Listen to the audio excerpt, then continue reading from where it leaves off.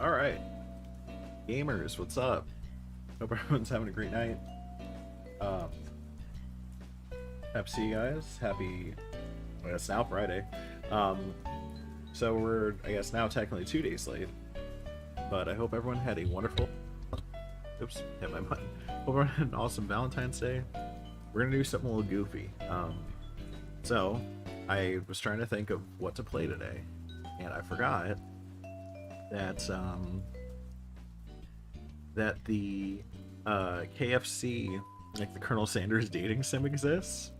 So we're gonna be really silly goofy, and that is what we're playing today.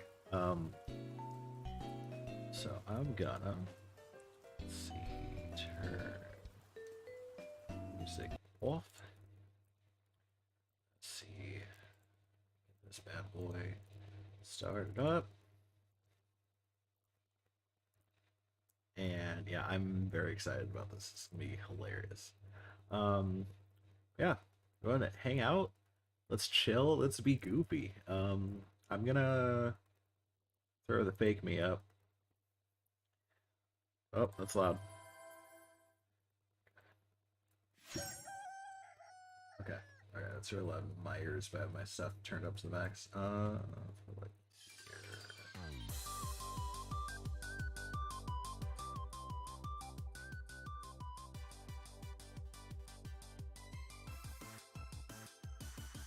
All right, let me know if that is too loud for you guys. Trying to, let's see, trying to have me turned up. That's not feeding at all. Okay. So what I turn that up to is independent of what I'm hearing. So yeah, I'm gonna put a, let's do like,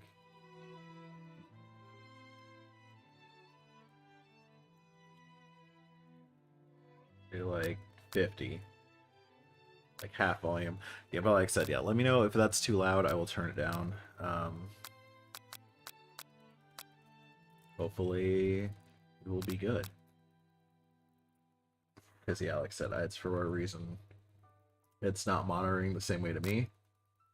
Oh, you know what? I think it's because I have to adjust the sound. Okay, so let's take a look here.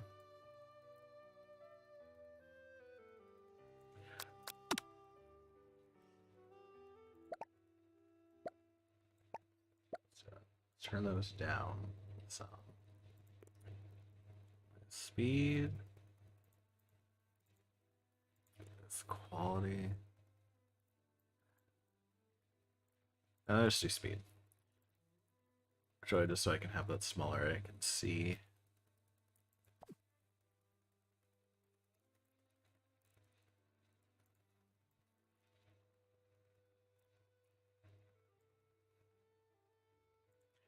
Second, I'm just trying to set this up. Perfect. Okay.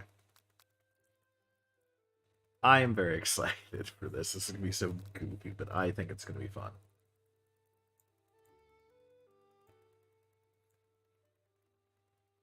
Oh, okay. I think turning it up. Turning it down in here made it so it's not picking up. So turn this down. Say turn it down to my headset.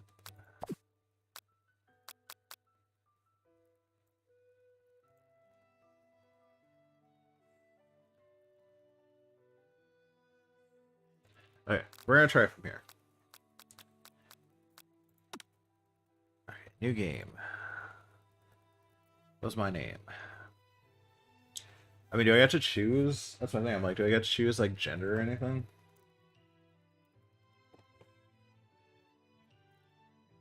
I mean, it doesn't matter.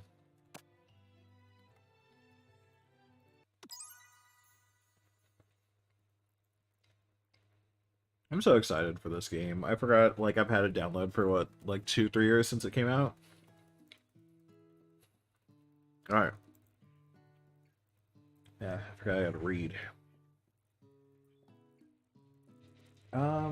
Here, give me just a second. Let me grab my water real quick.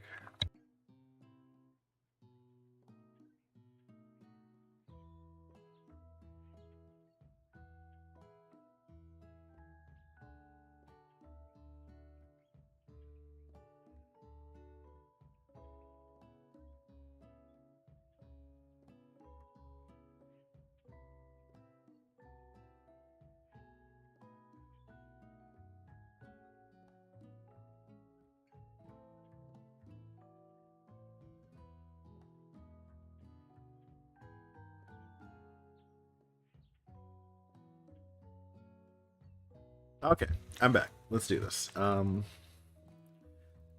Mic test, checking audio real quick. One last time. I think we're good. Okay, here we go. You sleep softly as the morning sun casts a warm glow through the window of your modest student apartment. The world is peaceful and serene. You could stay in the moment forever. Oh, that's not annoying. Or you could wake up. Now. Your first day of culinary school is no time to sleep in.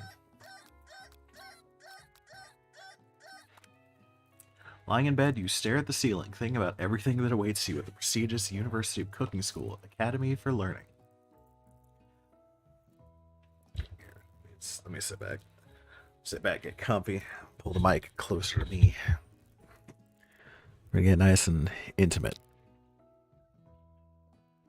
Okay. Your mind begins to wander. Who will be there? What will you cook? What should you wear? Time begins to fly by, and you find your imagination getting away from you. Um, daydream a little bit. Now, speaking from someone who went to culinary school, I know it's very daunting.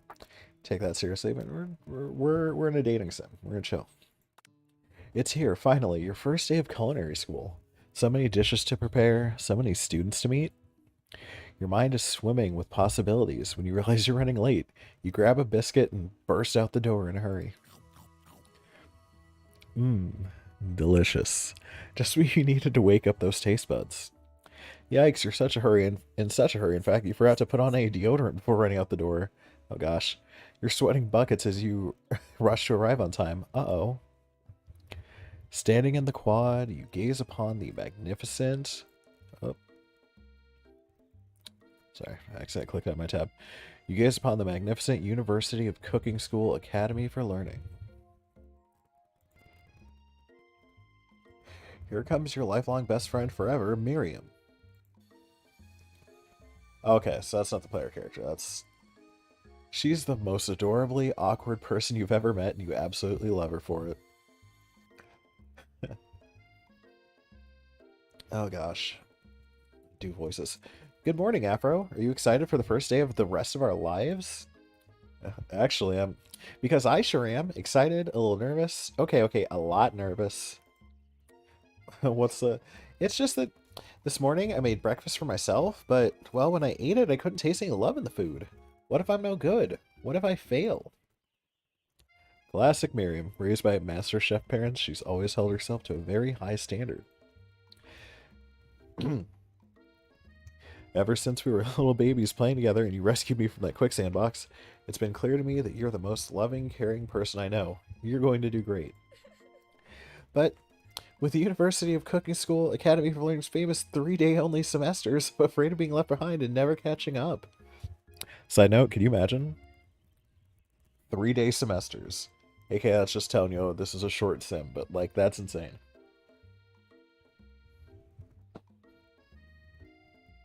Like that's some Food Wars shit.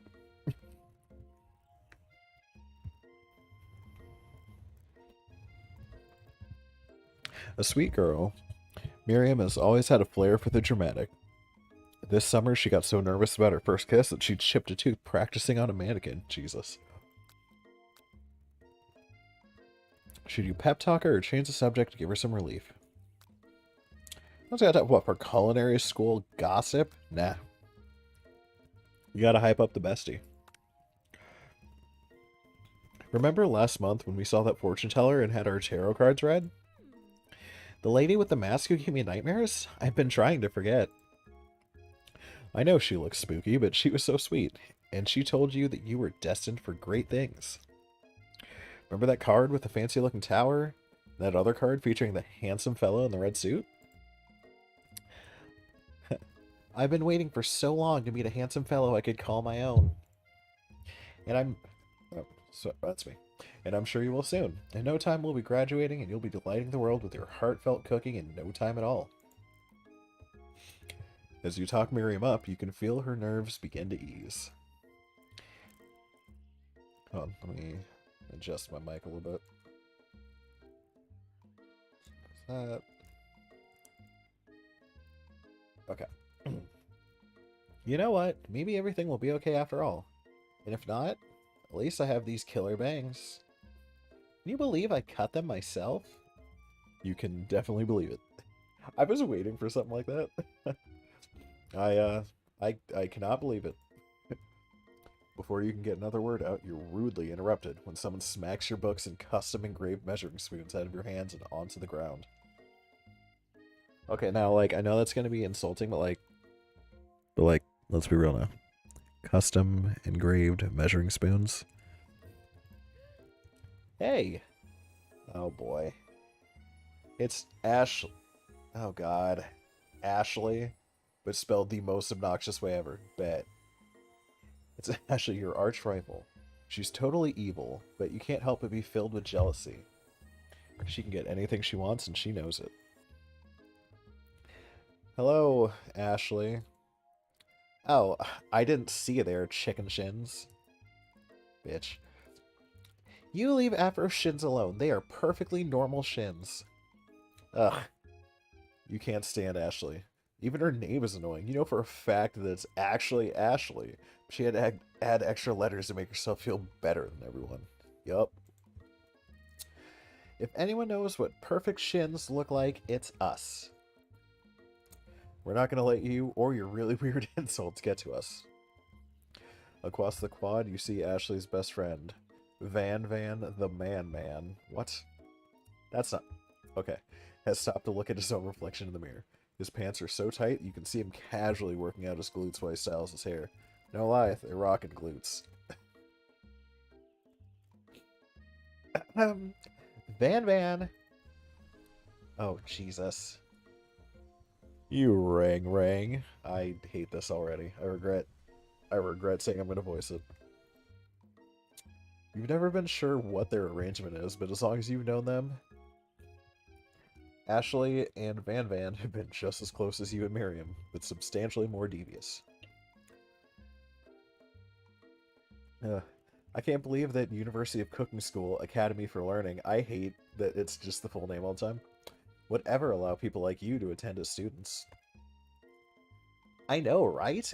You think they just hand us our diplomas now? Okay. Or maybe hire us on as professors. You amateurs could learn a lot from us. With the first day of school about to start, there's just not time to properly tell these two off, so you resist the urge. Let's go, Miriam. See you later, losers. As you approach the door, you see a goofy-looking kid pushing hard against the window directly next to it. Oh. Did you just fart? Oh, rude. Also, who's this kid? That's like toddler. He's got the toddler gut and everything. This little juice box. What is this? Oopsie. I think it's broken. Reach forward and easily pull the door open. That should do the trick. I love you! Oh, gosh. I think you mean thank you? My name is Pop. I was named after my Pop. He's old. Yep. Could someone like this also be a student at the school? He must be one heck of a chef. Also, his name tag clearly says Bob, but I guess he's reading it upside down.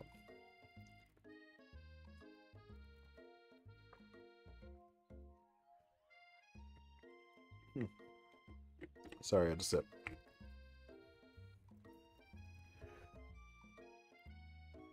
Hi, Pop. I'm Afro. So, are you going to make me hold this door all day? Nope. And with that, the young man walks into the building ahead of you. Is it just me, or is he kind of cute? I think it's just you. You both shrug your shoulders before following him into the building. You stand at the edge of the room, unsure where to sit. Other students wander in and keep themselves busy chit-chatting. Now, I just want to take a second. So, looks like a normal classroom. I'm looking at this portrait of the dude up in the top left, because, it's, you got, there's letters and generic, maps, but then you got, this dude. I'm like, am I supposed to know who that dude is? Is that just there? Is that the teacher?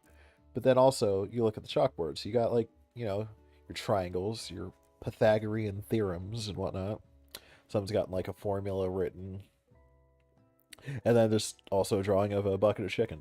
Like, what is the hypotenuse of the 12-piece chicken bucket? Like, what? Oh, goodness. Is the dog of the teacher? Please tell me the dog's the teacher. A scruffy-looking pooch takes his place at a podium at the front of class. Adorable. Oh, God, he is. How many voices? I figured it'd be like, you, your friend, the rivals, and then old Colonel Sanders. I gotta figure out what voice I'm gonna do for him. Now, quiet down, everyone. Who is this unreasonably cute pup, and why is he in our culinary class? You must be Sprinkles, head instructor and CEO of UCSAL. Please call me Professor Dog. Oh gosh. I may be cute and little and fluffy, but I still demand respect. Woof. What? A cute dog is our professor? This is the best school ever. I guess only a dog's nose is capable of picking up all the nuances of fine dining. Here we go.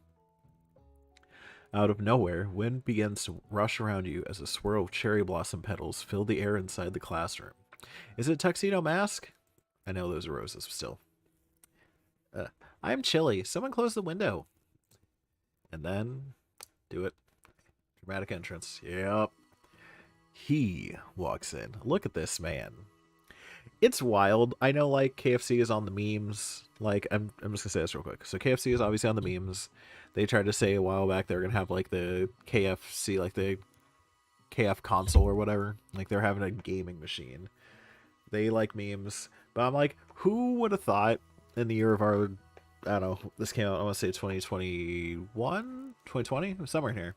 But they were like, you know what we need?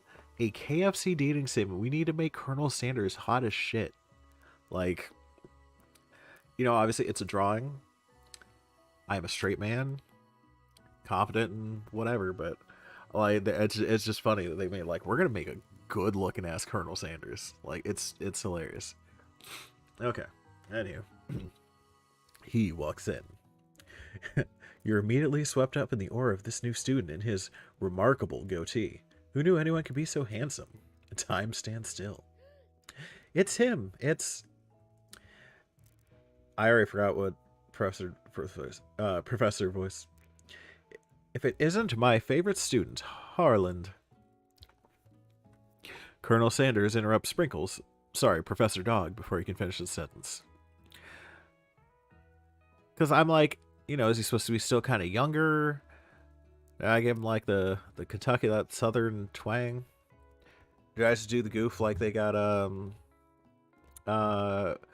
who's doing the, God, what is his name? The dude that does the commercials now. Jeff, he was a comedian. I can't remember his name, whatever. Please, call me Colonel. I don't know, if, like, I do, like, a emphasized voice. He's supposed to be hot, right? Colonel Sanders. A hushed murmur rolls through the classroom as Colonel Sanders walks down the aisle of desks. Suddenly, the room is sweltering. Sweat begins to bead across your brow. You feel like everyone is looking at you, and you're not entirely wrong. And this over here must be Sweaty Sweats a lot. Maybe we should open that window back up before Faucet Pits melts into a puddle and evaporates entirely. Rude. Hold on just a second. Nobody talks to my friend like that. You two both know my name. We were in the same kindergarten class, and what is with all your really weird insults? Oh, God. Besides, when Afro sweats, it's not gross, it's beautiful. Look at that shimmer. God. You turn to find Colonel Sanders standing right in front of you. Oh. It's dialogue. Colonel Sanders, beautiful angel that he is, stands before you, smiling gently, his hand outstretched. Okay, see, I feel like he says that. I feel like I have leeway to mess with his voice because he's obviously a goof. Boy, howdy. This classroom gets hotter than a Kentucky fryer. Please, use my handkerchief. Now, look. No. Look at that face. Oh my goodness. You freeze up. Colonel Sanders is talking to you. Wait, Colonel Sanders is talking to you about how sweaty you look? You're completely mortified. This can't be your first interaction. What if he never forgets this moment? How will you respond? Like, look at, he's just over here just posing. Like, yes, you want to take this handkerchief, trust me.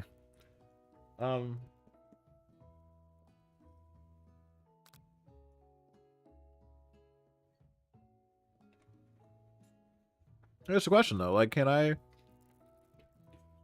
politely refuse it, or is it just gonna be me being a dick if I just say, I don't need your handkerchief? Like, I'll just be like, you know what? That's okay. Thank you though. I'm saying is, nice gesture. One, if I'm embarrassed, I'm not gonna take it, but two, I'm not wiping my sweat on another person's handkerchief, you know?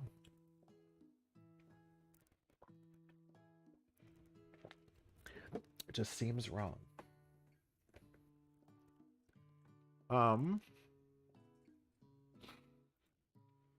But for the sake of the bit, we're gonna take it. No. Okay, we're gonna take it. You stretch out your hand, and Colonel Sanders places a fine silk handkerchief in it. It's so okay. It's so beautiful, you hesitate to press it to your face. But when you do, the feeling is transcendent. It even has his natural scent on it. It smells of the most delicious chicken you've ever smelled. I hate that Reddit sultry like that, but Professor Dog steps in to settle the class down and set some ground rules.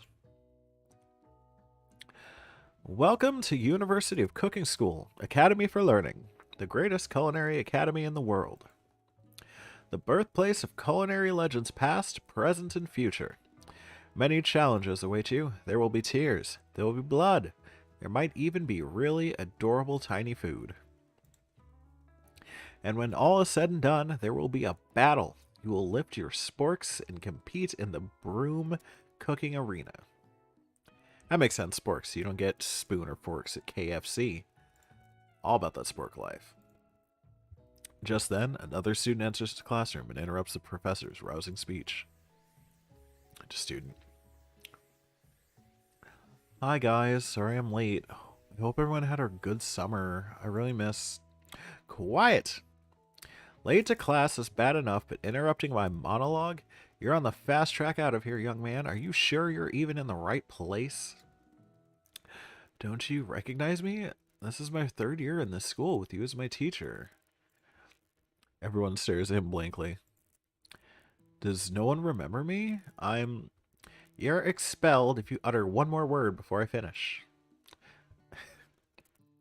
Let that be a lesson to you, students, that tardiness is unacceptable. Now, side note, I guarantee, depending on how frequently the dog comes up, I'm going to, not that, you know, I'm no professional voice actor or anything, so it's not like it matters, but I'm definitely going to forget what voice I gave him. So there's probably going to be different times I'm just doing different stuff with him, and that's okay. Even Clank made it here on time, rolling halfway across town on his tiny wheels. You turn to see the student Sprinkles is referencing, who appears to be some sort of industrial kitchen appliance. Oh, okay. The class bursts into laughter. Oh, Clank, you rascal. Sprinkles walks in the classroom as everyone stands in silent obedience. When he gets to you, he lifts his nose in the air and takes a deep sniff. Your diet is lacking. Based on what I'm picking up here, you definitely need a multivitamin. You should be taking better care of yourself.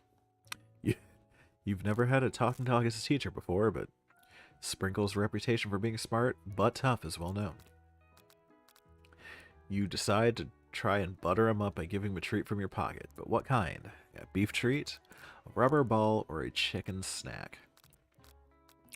I mean, this KFC thing, so I'm going to go with a chicken snack. Why would I just have those? You reach beneath your apron and return with a chicken snack in your hand. Sprinkle's eyes go wide as he locks onto it. Also, the podium he's on has chicken. I'm sure he'd love that. His favorite. Yes, I knew it.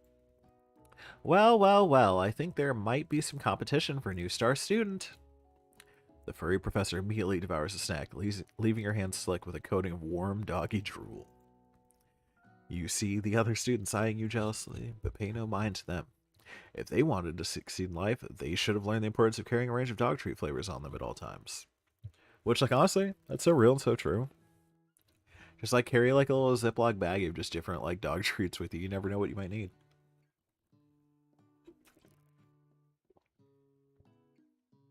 Shoot. Working at Costco, I'm like, man, 15 different dog treats to choose from. That'd be great. Settle down, young chefs. Take your seats and prepare to have your minds open to the amazing possibilities of culinary creation. As everyone rushes to claim their favorite seats, you're left standing at the front of the room. Only 2 options remain. Let me guess. It's going to be sit with your bestie, Miriam, or sit by Sanders. Yup. You're going to get stuck with Ashley or something. I guess that would be too easy of a guess. Oh boy. Hey Afro, there's still a seat here. It seems that no one's claimed this seat next to me if you're interested. 2 good options, but which will you choose? Sit by Colonel Sanders or sit by your best friend? Now look, Sanders, you're attractive. You offered me your handkerchief. We can get to know each other later. But first day of class, I gotta sit with the bestie. I can't just abandon her on the first day, you know? Hopefully that won't come to bite me later. You move to take your seat by Miriam. I'm so glad to have you near me to support me through this class. Of course, you're my best friend. Who else would I sit by? Colonel Sanders? Oh, really? He has such a magnetic personality, and there's a seat open right next to him. If you had sat there, you might have gotten to know him a little better. Oh, boy. I forgot it's only 3 days. She's looking at me like I messed up. That's crazy. Oh, God. I'd never sacrifice our friendship. Besides, I'm sure I'll get a chance to talk to him later in the semester. I've got 3 whole days. That's like a lifetime. Damn it. So you say, but now that Miriam mentions it, that Colonel Sanders is just so darn dreamy. As soon as you've settled in your seat, the professor makes an announcement. Think fast. It's time for a pop quiz. This incredibly important and surprisingly short quiz will tell me if you're ready for life at culinary school. Keep your knife sharp and your focus sharper. Here comes question number 1. If train A is traveling to point B and train B is traveling to point A, how important is it to wash your hands before cooking? Extremely. Look at you, Pop. That's right. Forest is to tree as chicken is to slam dunk. No, vision goggles feather. That's right. What is the most efficient eating utensil ever created? I know that. No, I'll say comically oversized fork. That'd be great. That's right. What food is best for a broken heart? Nope. A pancake that looks like a silly face, camel meat, or anything as long as it's prepared with love and not too much salt. I know that's the right answer. Honestly, if I was down in the dumps over heartbreak, a fucking smiley face pancake would be amazing. That's all I'm saying. Is Sprinkles a good boy? No. He's a talking dog teacher at culinary school. He's the best. See, that can't be very sanitary, buddy. You need to shave. Don't worry about shedding the food, you know? That's right. Your total score is perfect score. 5 out of 5. Wow, be honest, did you cheat? You look, you look up to see that Colonel Sanders has been watching you tally your score. He's impressed. Hmm. I know we just met, but I have to confess, I think you have a beautiful brain. Hot diggity, Afro. You just scored some major Colonel Sanders points with that performance. May I have your attention, students? I have an important announcement to make. Time for lunch. That's important. This Stewart cafeteria. Wow, the cafeteria is as nice as any restaurant you've ever eaten at. It makes sense that a school dedicated to cooking would also be serious about eating. A delicious fragrance wafts through the room and tickles the end of your nose. Your mouth waters. Do you smell that? That must be our lunch. It smells crazy good. Everyone, can I have your attention? Is it about lunch? No, I just wanted to apologize for my tardiness. You see, I was... Howdy, folks. I'd like to make an announcement. Hey, It's about lunch. Everyone cheers. But I... Shh. Lunch, lunch, lunch. She said, shh. In honor of the new semester, I have prepared something special to share with everyone for lunch. I can't do a southern accent, just leave me alone. In my head, I just want to do goofy, but, like, just not, like, with the deep voice, you know? That must be the smell I smelled. Indeed, that smell. You hold your breath, waiting to see what food this mysterious student has created. You've heard that he's very talented, but were the rumors true? Okay, before I do this, I gotta take a drink.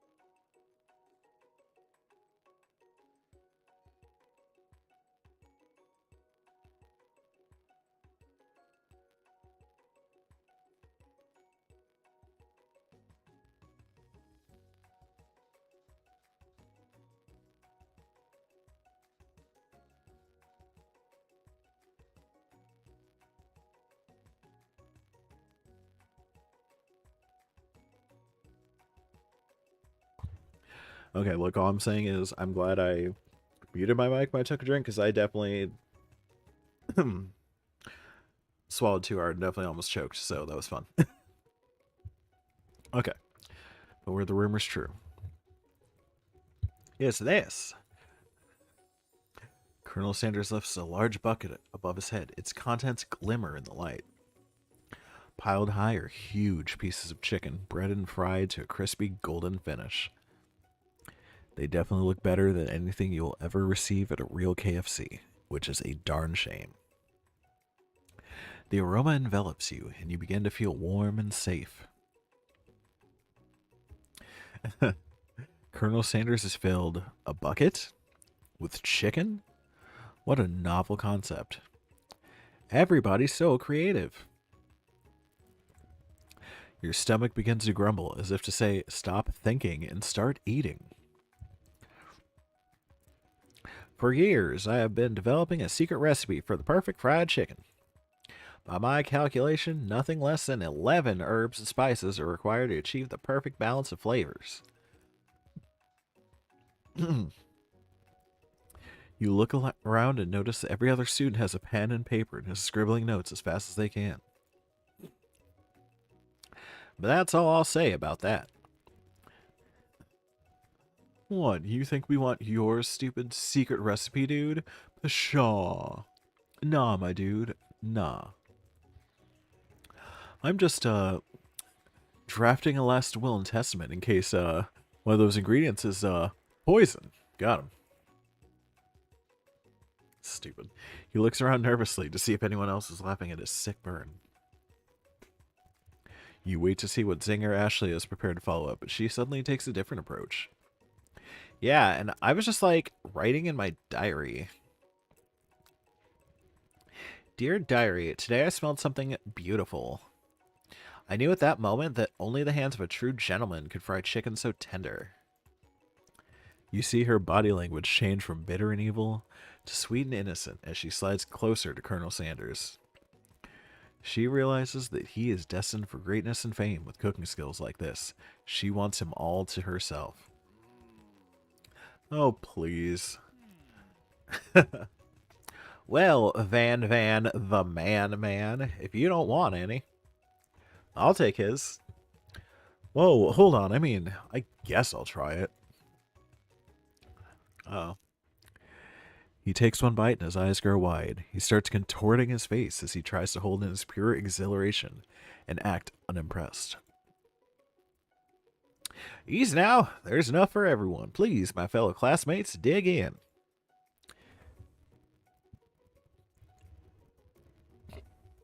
You take one of the pieces of fried chicken out of this bucket. Why do they put it in quotes like that? Is it not a bucket? Where am I taking the chicken from? And sink your teeth into it. It's amazing. Oh boy. Say, like I said, Food Wars. Tasting Colonel Sanders' food transports you to another dimension. Alone with your taste buds, gripping a drumstick in your hand, you float weightlessly. Focus your mind and meditate on this moment. Try to identify every flavor. Savor the moment and everything it tells you about Colonel Sanders' culinary art and swim towards the light. You're never going to identify all the herbs and spices, but they did say you have to be able to cook with love. The flavors in your mouth are beautiful, pure, heavenly. What a guy. Alone with the flavors, you feel something that can only be described as love. For a man? For a flavor? Are they the same? After tasting his food, you try to get some one-on-one time with Colonel Sanders.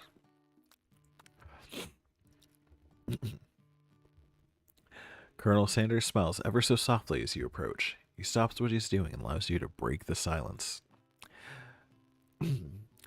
Colonel, I wondered if I could talk to you for a second. Anything for a fellow chef. What exactly was on that chicken? Oh, I missed his little face. Ha! How bold to come out and ask. Yeah, like, he's not gonna spill the secrets. Come on now. It's an idea I had for a new combination of flavors that will make me my fortune and establish my legacy for all time as I open a chain of highly successful fried chicken restaurants. No big deal. As he pulls out the fucking chicken staff. Get the fuck out of here with that.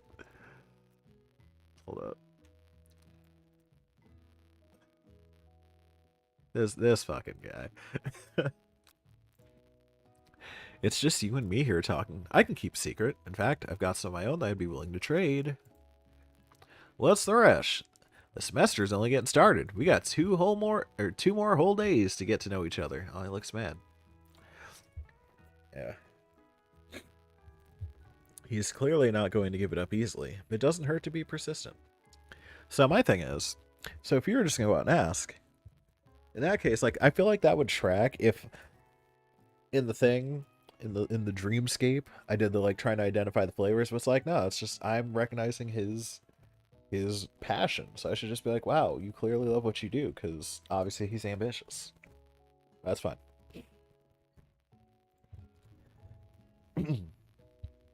You know what they say about secrets, Colonel.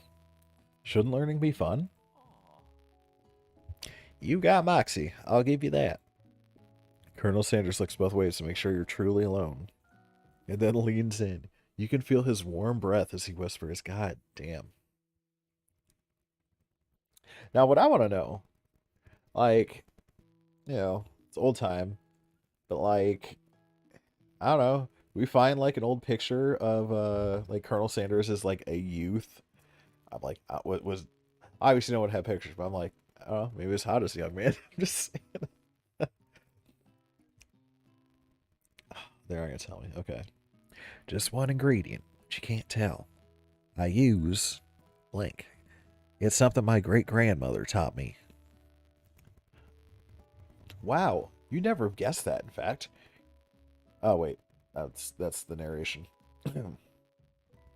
Alright. You'd never have guessed that. In fact, you're not even sure where you'd get some if you searched. While you're wrapped up in that huge revelation, you notice that Colonel Sanders has disappeared. While everyone else is still in the cafeteria, you decide to look for him. You find Colonel Sanders outside, standing in the quad. Oh, it's you again. Howdy. Sometimes I like to come outside and look at the school buildings. Think about how my story will continue on after I've graduated. It sounds like you have big plans. I dare say the biggest. I will leave my mark on this world. You can bet on that.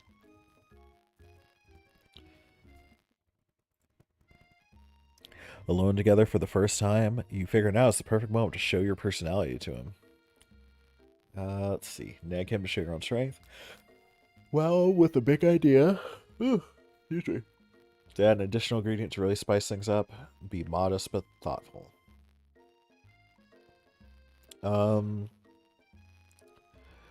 Okay, so let's see here. Nag him, show your own strength. I feel like you're trying to brag too much. Be modest but thoughtful. Because I feel like you gotta do something to get his attention. Like, this man is, like... Clearly, he's going places, so you gotta, like, try to be on his level. But I also feel like if you try to add an additional ingredient, that's gonna use, like, you're messing with my proprietary mix. 11 herbs and spices. What did I say? You know? What are we gonna do? What are we gonna do? We're gonna be modest but thoughtful. Okay. Well, I just wanted to tell you that I really enjoyed your food. I wish we could go back. Now you've got his attention, see? The flavors were complex but comforting. The interplay between salty, savory, and peppery, it was perfect. I appreciate the compliment, Afro. I'm sure you'll be a big success. See. Now, I know we've only met today, but I'm starting to get the same feeling about you. We should head back inside. The next lesson starts soon. You step into the Iron Chef level. Step in the massive cooking arena, where the afternoon lesson will take place. Each student gets an oven and all the tools and ingredients they could need. Look at this place. It's magnificent. Finally, we get to show our stuff. Wait a second. Oh no, we have to show our stuff. What if I totally blow it? You're not going to blow anything. Except maybe kisses to the crowd of fans you're going to earn with your signature, adorable tiny food creations. Shoot. Yeah, I forgot. Welcome, students, to the cooking arena. For today's lesson, we'll be cooking with partners. Hurry up and pair off. Oh gosh. Here's where we go. I have to make the choice. Now, I feel like in class, she was like, no, you should go sit with Colonel Sanders. But I feel like I ditch her while she's all anxious about having to show her skills to go cook with Colonel Sanders. I feel like she's gonna get mad. Oh gosh. Oh, I don't have to make the decision. Okay. Naturally, Miriam looks over at you, but unable to control yourself, you pounce on Colonel Sanders. Wow. That's wild. That's wild. Instant betrayal. You didn't even think about it. Hey, Colonel, would you like to tackle this lesson as a team? A team of two, that is. Me and you, if that wasn't clear. Want to be my partner? Oh. Sure, Afro. I'll prepare our station. Oh, I already know what it's going to be. Without you as a partner, Miriam is left standing all alone. Two different students quickly take notice. So we go to Ashley and Van. They're like, wow, your friend doesn't even care about you. No? Oh, gosh. Oh. Oh, it's even worse. Got Pop in the robot. Hello, new partner. Dude, just go with the robot. I don't know his deal. He might be useless, but he looks like he means well. Oh my, two potential partners? I'm so sorry, gentlemen, but I don't know who to choose. Oh gosh. It looks like you'll have to pick four. Friend duties can be a little awkward, but that's the price you pay for not being alone forever. Who do you want to ask to be Miriam's partner? Go with Clank. Pop looks like a loser, I'm sorry. And look, it's his first day of class. This man's walking around with a juice box. Spilled stuff on his on his coat already. Nah. Minus points. You haven't done anything and you're making a mess. Nah. No, drooly, snot-nosed kid. Sorry. Watch, it's just gonna turn out he's gonna be the prodigy, but nah. We're gonna go with the robot. These people seem like him. Oh. Sorry, Pop, but I think Miriam will be partnering with Clank today. Jeez. It's okay. I already ate. It's not entirely clear if Pop has any idea what the point of school even is at this juncture. Clank is clearly excited to have some attention. He heats up and begins to roll back and forth. Warp, warp, warp. Hold on there, fella. We don't even know the assignment yet. Technically, Clank might not have a face, but there's something charming and earnest about him. So he's like an oven. I'm curious about this whole thing going on his head. Is that like an antenna? Is that like a knob? Is that like the vault? Is he like a pressure cook? I'm like, what are you? Tissue? I hardly know you. Clank judders and a panel shakes loose. You get the impression that this is a sign of affection. Well, looks like you two will be fine. Now it's time to focus on your own cooking classwork. Alright, you two, for today's lesson, we're going to keep it simple. Pick a basic dish and divide up the steps. No chef is an island. It takes 2 flints to make a fire. You get the idea. Which dish do you suggest to your partner, Colonel Sanders? Okay. Steak tartare seems easy enough. It's fancy, and you won't even need to cook it. Easy enough. Using octopus will blow Colonel Sanders' mind. Your grandmother's mashed potatoes and gravy. I get that southern home style cooking. Like, I know that's the answer, but I'm like, I don't know, octopus sounds kind of fun. But he's probably in his head thinking that what would go good with... I'm just saying octopus would be hilarious. I think it gives you the hearts, you know if it's good. Yeah, because I feel like good old Kentucky Southern boy was what, like... Was he a minister or the son of a minister or something? Like, he wouldn't know what to do with an octopus. I've always been something of a down-home chef. I was thinking we could make something warm, inviting, comforting.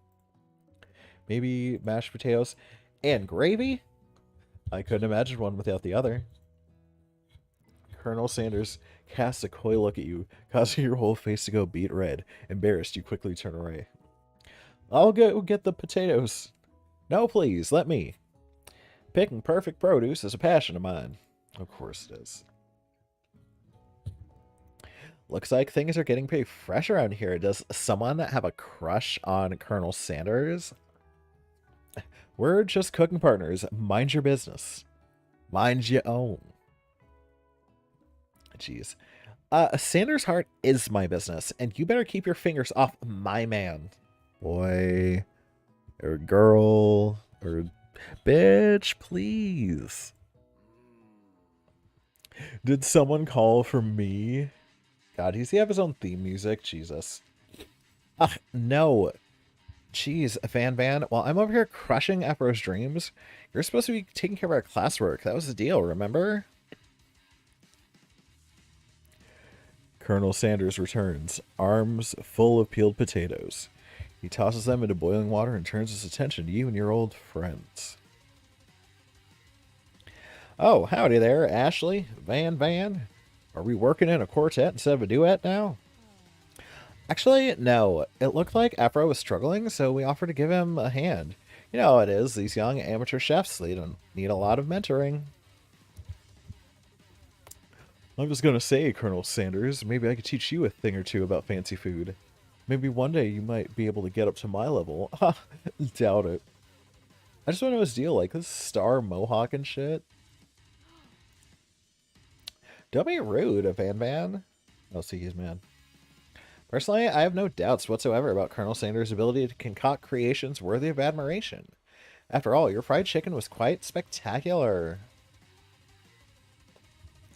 But Colonel, if you ask me, I might make a better partner for you than this thing that's positioned itself at your station.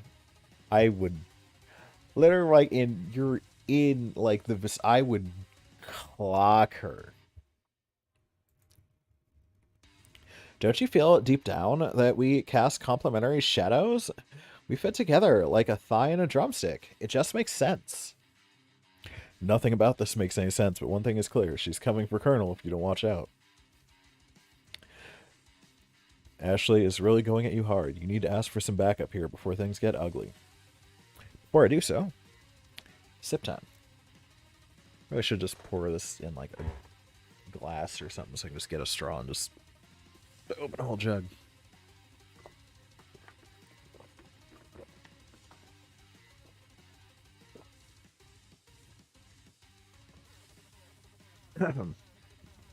Okay.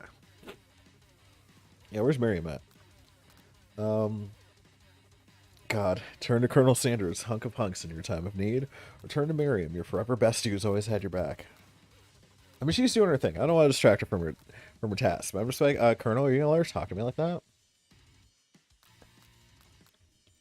Yeah, she's got her stuff going on. I'm gonna let her focus. She's got a robot to contend with. There we go. I'm here to learn and express myself via my cuisine, not bicker with a prima donna. Partners were chosen at the beginning of class, so I'll respect the format, okay? I didn't realize that she's got little drumsticks on her stockings. You turn to Colonel Sanders to confirm you're on the same page. I chose Colonel Sanders, and Colonel Sanders chose me, isn't that right? Here we go. A businessman respects all fair agreements, from contracts to handshakes. I took on Afro as my partner for this activity, and I stand by it. Damn. Based on your team's behavior, I'd say you're perfect for each other. Neither of you has Afro's natural talent or their loyalty. Get fucking shit on. Yeah, look at her, yeah. Being defended by Colonel Sanders leaves you feeling proud and full of potential. You look for Sprinkles in hopes that he might step in, but he's nowhere to be found. Darn those cute corgis and their short but sturdy stature. You look down at your station and realize that in the attention of the moment, your hands have been cooking on autopilot. Distracted by the drama, you've already crushed the boiled potatoes into a perfectly creamy mashed texture, with plenty of butter and cream for flavor. It's as if your natural passion guided you through the steps and you know quite well. So well, while your attention was elsewhere. I know just what to do. Colonel Sanders extends his hand. He's holding a beautiful white porcelain gravy boat, out of which pours a smooth brown gravy, smothering your nearly finished potato dish. Hell yeah. Gravy flows down the mound of mashed potatoes. The results look spectacular. Granny would be very proud. This is so much fun. Colonel Sanders holds a spork out to you. You reach out and grab hold of it, but he doesn't immediately let go. The two of you stand holding the same spork, and for that small moment, all of the madness and pressure in this crazy world stops. Your eyes lock. The moment is electric. Time stands still. If you love something, set it free. And let's go with the spork, right? Oh. Together, you dig the utensil into the mashed potatoes and leave it, heaping a sporkful up. When you see Ashley with a sinister look, you know she's plotting against you to be with Colonel Sanders. And then, like, will you leave? Oh gosh. And then, filled with rage and without thinking, you fling the sporkful of mashed potatoes right into Ashley's stupid, beautiful face. I like how you had acknowledged, oh, she's good looking, but she is just mean. See, we're in a kitchen arena. We're gonna start a food fight. Yeah. Van, do something, do something. Oh god, I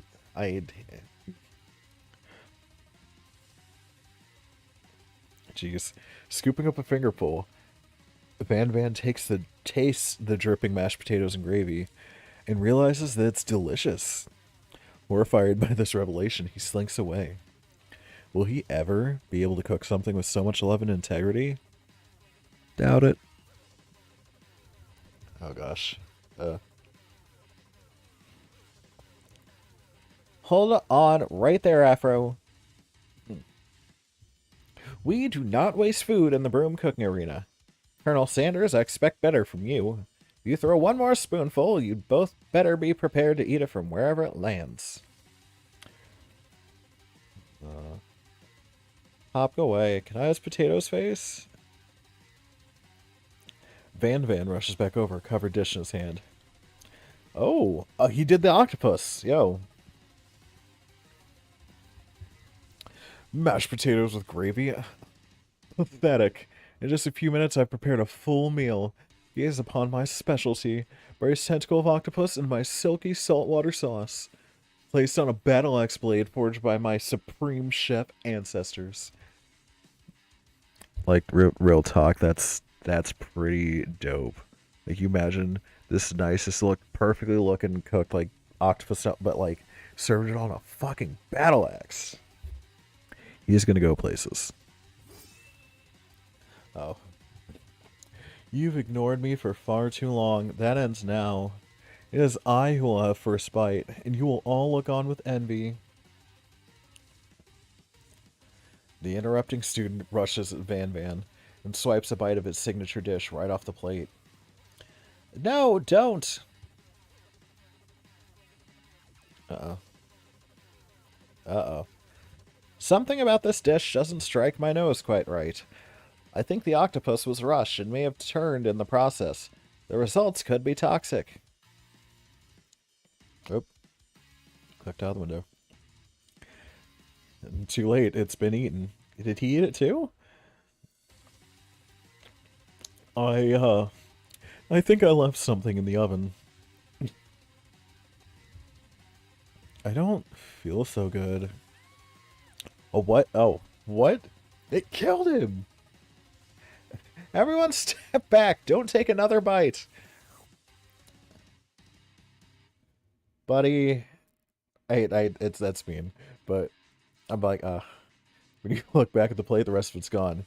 You notice the tip of the tentacle being slurped up in Pop's mouth. Pop winces in pain for just a moment, then is almost immediately back to his oblivious self. Man. Oopsie. Tastes like poison. Oh my god. The entire class is gathered to watch Pop's final moments. Shock has frozen the whole crowd. They are as motionless as statues. Up.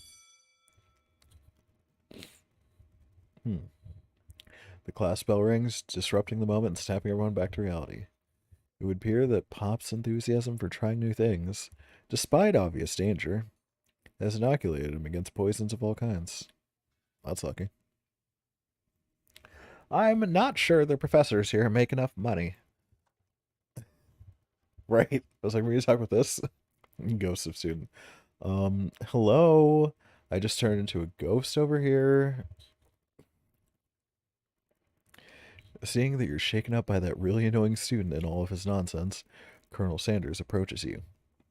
I'm sorry you had to go through that. Please, let me walk you home. What? Like, for real? Oh, come on. Imagine him like a Napoleon Dynamite type. You follow Colonel Sanders out of the room.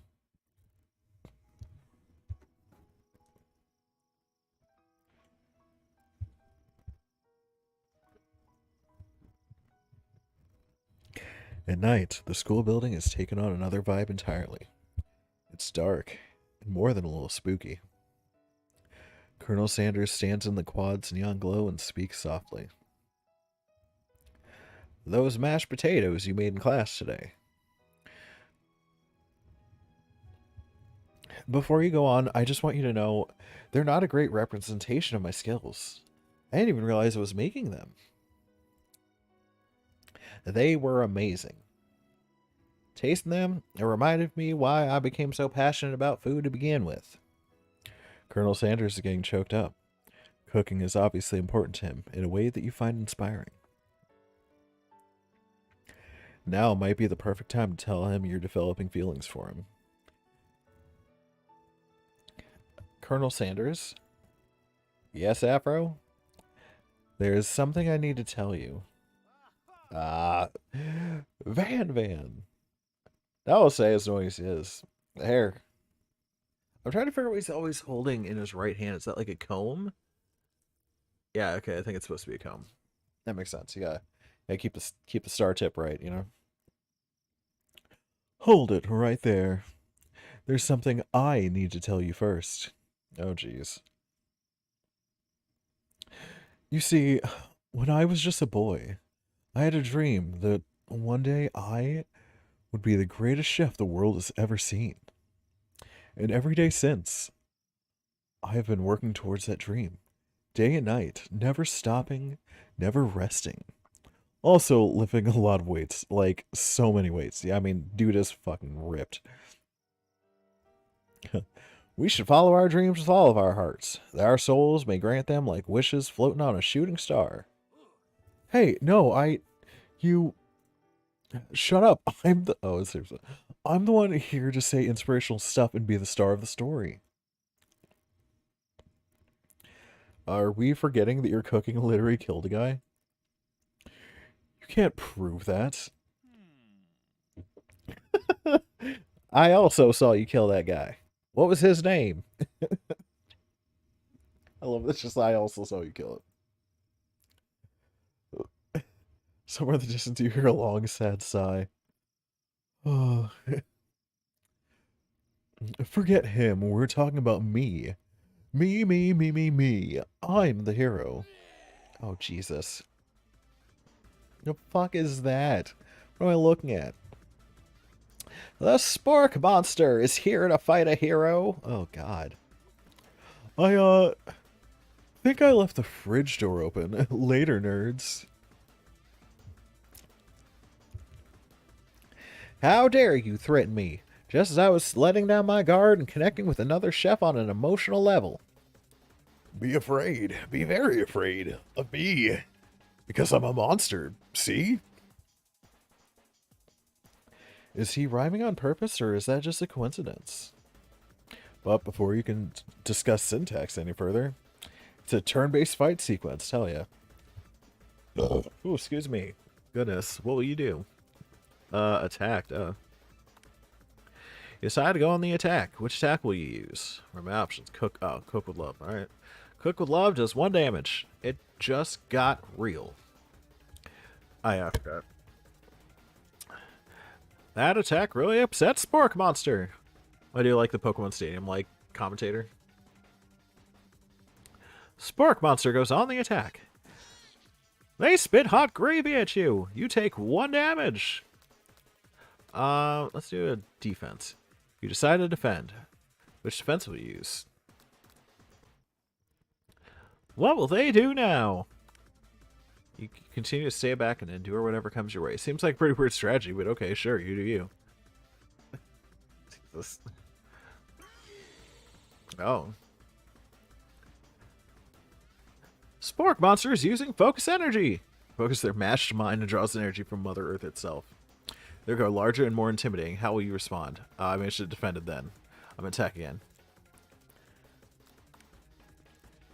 No quitter. Buffed up and ready to rumble. They go on the attack once again. Oh. Spork Monster used Utilitensile. I hate that. You take 2 damage. If you take much more damage, you're not going to survive the battle.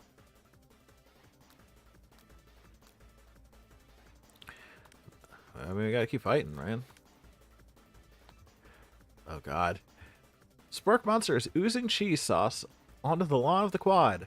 I wonder who's going to have to clean that up. Oh, jeez. Feeling vulnerable, Spork Monster prepares for his ultimate attack, Rounded Edge. Nope.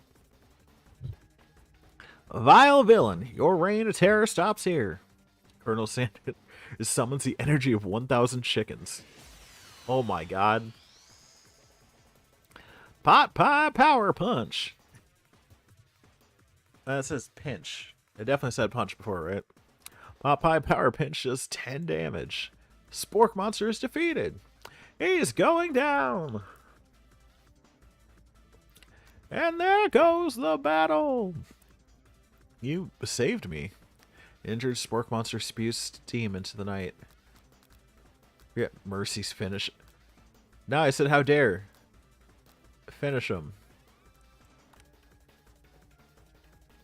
No student will ever walk the quad in fear again. This monster messed with the wrong chef. Ready your final attack. You'll never survive my... That... God. Student loan debt destruction does 10 damage. Oh my god. For it to be a food thing. Spork monster is completely vaporized. Colonel Sanders looks on in awe. Will you continue to surprise me, Afro? The defeated monster left behind a special item. It appears at first to be a cookbook, but upon closer inspection, it's so much more. It's a book of magic spells with a golden chicken on the cover. Ooh, is this the Darkhold of KFC? You open the cover and find a library card tucked inside. Last name to have signed it out is Borko. Borko. That name sounds strangely familiar. Your blood is pumping as you stand in the quiet of the night, holding the mysterious book in your hands. As you come down from your battle buzz, you realize that your final attack has left you completely depleted. The world around you begins to fade away. Without any energy to keep your eyes open, darkness overtakes you. The image of Colonel Sanders flashes before your eyes as you fall asleep. He must have helped you get home. In your tired state, you don't know if you could have made it without him. What a guy. You want to thank him, but you don't have the strength to utter a single word. You feel your covers being pulled up over you as you're tucked in tightly. Aw, how sweet. Harland, such a gentleman. Good night, my colonel. Oh gosh. In your dream, you're together with Colonel Sanders. For some reason, Sprinkles is also there, instructing your love. Dreams are weird.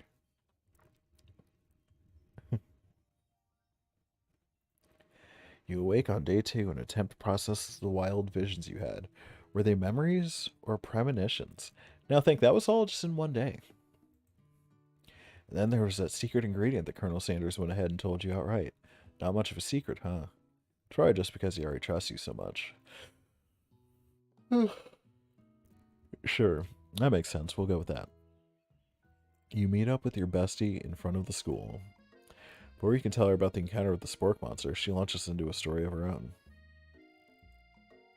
Okay, I know this might sound a little strange, but I think I might be are you into Clank? I think I might like Clank. Oh my god. Like him? Like? I know it sounds like it's moving too fast, but there's something about him. I like him. Like him. We got to talking after class, and he's actually a totally sweet guy. Not only that, he's really smart. He told me all kinds of stories about Colonel Sanders. Did you know that Colonel Sanders was the most popular kid in his high school? No, but it does make complete sense. What? Yeah, but he was so popular, he was voted prom king at a school he didn't even go to. It was also the convertible that he himself rode in at the front of the homecoming parade. What? He was a convertible? I'm thinking maybe something got lost in pressure cooker language translation there. Either way, maybe it would be best if you took it slow with this new boy, like I am with Colonel Sanders. Okay. You and Colonel Sanders, the coolest guy in school? The most famous student to ever attend University of Cooking School Academy for Learning? You're a thing now? We definitely connected yesterday. Sure you did. You're great. Why wouldn't he be into you, I guess? Laughing at the implication that you and Colonel Sanders might be a thing is definitely not cool. You are great. You have an idea about how to prove that your love is real. Oh god. Well, oh no. You can't go snitching. Well, if he's not into me, why did he tell me one of his secret ingredients? Your bestie's eyes light up. A secret ingredient. Yeah, I just said that. A secret ingredient. Is there a dramatic echo in here? Miriam checks to make sure you're alone before continuing. Oh my god. So, this summer, while I was on vacation with my family, a lovely man approached me in the botanical garden where I was wandering. This can't be good. He told me all about his passion for spices, secret spices. The man even gave me some to show me what he meant. He said it was a powder created from super duper rare dried flower petals. And if I did him a big favor, I could have some of my own. Please, Miriam, don't tell me. So, I filled my suitcase with them and brought them home. He was so nice, he even met me at the gate when I arrived.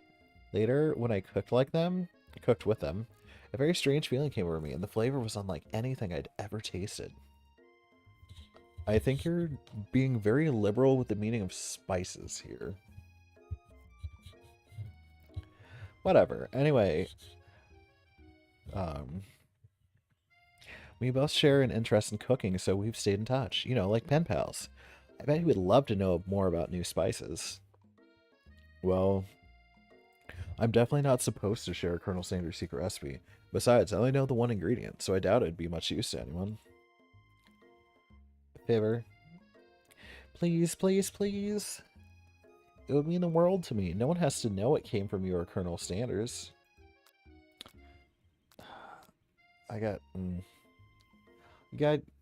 You can't be blabbing secrets. I know you're my best friend, but that would be very uncouth of me. Plus, you tell someone something, it always gets spread. Someone's gonna know you told. Like, there's no, oh yeah, they'll never know. Because, you know, especially good timing with Valentine's Day. Yeah.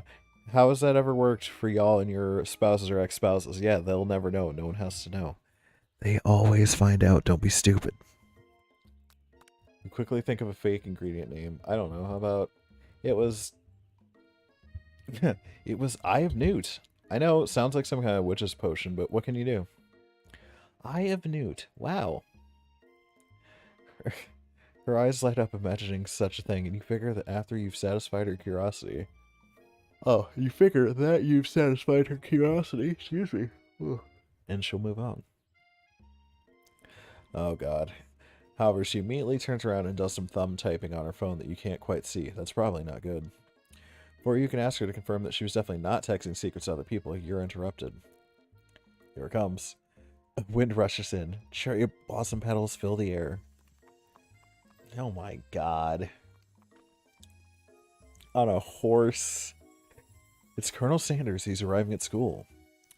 Stand back and admire his... You know what? He's riding on a horse like cherry blossom petals. Nah, that's you just stand back and watch. Colonel Sanders' horse is truly a thing of beauty. Without ever acknowledging that he's being watched, he does a short horse dance before dismounting with a flourish. He then slaps the beautiful creature gently on its rear, sending it running free into the countryside. He's just like, yeah, this doesn't even belong to me. It's just, you know, I charmed this horse and let me ride him. Jesus. I love this man. You were so struck by the sight of him that you lose the ability to speak coherently. Oh, I didn't realize anyone was watching. Don't worry, he knows his way home. You attempt to compliment Colonel Sanders, but the words don't come out exactly right. What a horseful beaut you have. I mean, what a horseful beaut you have. Dang it, that's what I just said. Being a good friend, Miriam attempts to cover for you. Oh, Afro just gets really nervous around people they like. What? This is not helping. I mean, they got food poisoning. We're up all night. It was gruesome. You should have seen it. She gives you a wink and a smile as if to say, situation handled. Can't blame a girl for trying. And with that, Colonel Sanders disappears into the school, leaving you and Miriam to follow. Now, when you enter the classroom, you can see your two rivals, Ashley and Van Van, are doing something bad. By the way they're hiding, you know it must be really bad. Like, counterfeiting recipes bad. Experimenting with restricted ingredients bad. Summoning a demon bad? You try and get a peek over Van Van's hulking shoulder, but he sees you coming. Whoa there, little one. I'm not sure you're ready to handle this. Ashley, why don't you make like a bee and mind your own wax, honey? Wait. Stop it. Nah. We don't snoop. Just tell them to quit being children. You may address the rebels down for their immature behavior. Culinary school is to be respected. This kind of nonsense is a waste of everyone's time. Now you've upset them. Oh, and you're the emperor cooking, are you? You make the rules? I'm not sure you'd know a good meal if it ate you. True. Being the best chef in the world takes more than just culinary skills. It takes creativity. It takes panache. And it doesn't hurt to use a little evil. I mean, I disagree on that, but if I gotta look at what they were hiding and you instantly recognize it. It's a book, just like the one you found after your encounter with the spork monster. That's the same book that I found last night in the quad. Ashley immediately elbows Van Van, who hides the book behind his back. Did they steal it? Is that why I passed out? I don't know what you're talking about. That book is a family heirloom and its contents are secret.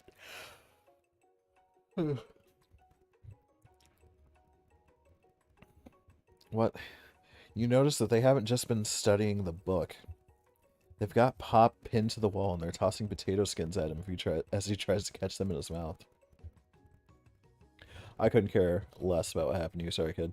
We're digging any further. You're interrupted by the arrival of more students. It's almost time for class. Beep beep. Clank must be running late. He's in such a hurry that he rolls right over Van Van's meaty foot. Hey, watch it, you bucket of bolts. Yeah. You watch how you talk to him. He didn't do anything. Who do you think you're talking to? I've never heard such language. I'm from a stand mixer. No, your mother was a stand mixer. Aw, rude, you made him cry. Oh. Van Van jumps to attack Clank, but Clank shocks Van Van, sending him flying across the room. Protect me, Colonel Sanders. These crazy men are about to come to blows. I think it must be over me, but I'm not interested in either of them. Ashley's tone is completely changed in an instant. She bats her eyelashes at Colonel Sanders. Surely he must know that this is a ruse, right? Gentlemen, get a hold of yourselves. Save it for the arena at least. Or don't. Honestly, what do I care? I've got lofty career aspirations to focus on. Maybe I can help you with your business plan. Just then, Sprinkles arrives to signal the true start of the class day. He's panting, which doesn't seem that abnormal. He's a professor, but he is also a dog. Oh. Students, please take your seats. I apologize for my late arrival. I spent the morning chasing Carl around town, and my tiny legs are very, very tired. But I'm here now, and I hope you're ready to learn. Rub his furry dog belly. He loves it. After he catches his breath, Sprinkles regains control of the classroom. Without further ado, we'll review the global history of my favorite fowl, the chicken. You want to pay attention to the lesson. Truly you do. Which is why, in 1776, at the signing of the Declaration of Independence, it was a chicken who first signed their name. Oh my god. But you can't help but daydream about Colonel Sanders, and you miss most of the important parts. When you come to, Sprinkles is holding a tray of food in front of you. Well, Afro... Oh shit. Naturally, this appears to you to be a sample platter. Which item do you want to sample? A glass of water, a shimmering pepper, or a dog biscuit? It's talking about the history of chicken. I'm sure it correlates somehow. I'll do a shimmering pepper. A brightly colored pepper stands out from the other items. It sparkles in a most eye-catching way, so naturally you reach out, grab it, and eat it right away. However, your body is not prepared for the heat. Oh god. Is that hot? The pepper has triggered an intense spice hallucination. It feels like forever as you trip through the universe. My friend. Ooh. This guy again? I'm here to give you an important message. Ooh. You must avenge my death and fulfill your destiny. All you must do is. I was saying, to fulfill your destiny, all you must do is. Sorry, I think I've still got some spice stuck in my throat.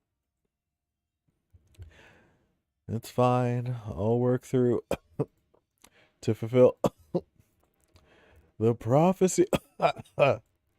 You must. You feel yourself begin to regain consciousness. Oh man.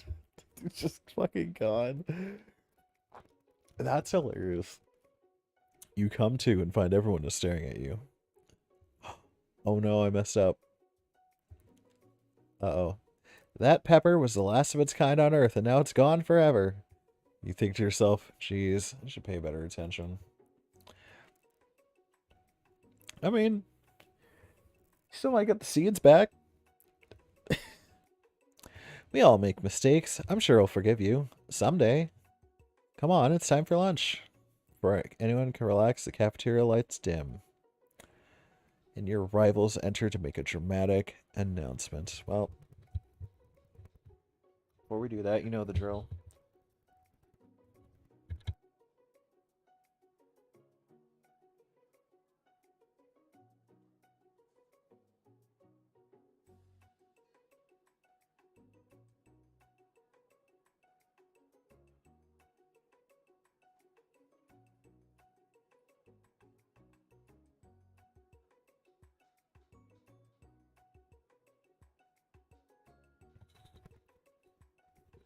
So honestly, I don't know how, or like I have like some of the streamers I watch and like they're playing a lot of like RPGs or story games and they have to like read all day and do voices. I can see how like, cause like God, my throat is just dry. We're drinking all this water, my throat's just constantly dry just because it's a lot of talking, and it makes me think about like usually when I play games I'll talk, but then like I'm also will be like really quiet for a while. Like this is a lot. Anywho. A dramatic announcement.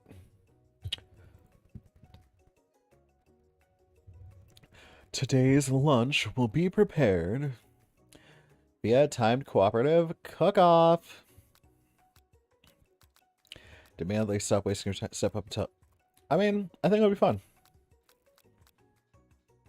It's all about panache, you know, like I said. A bit of lunchtime competition, eh? Count me in. If I have to wipe the tables so you fools before I set my lunch down on it, then so be it.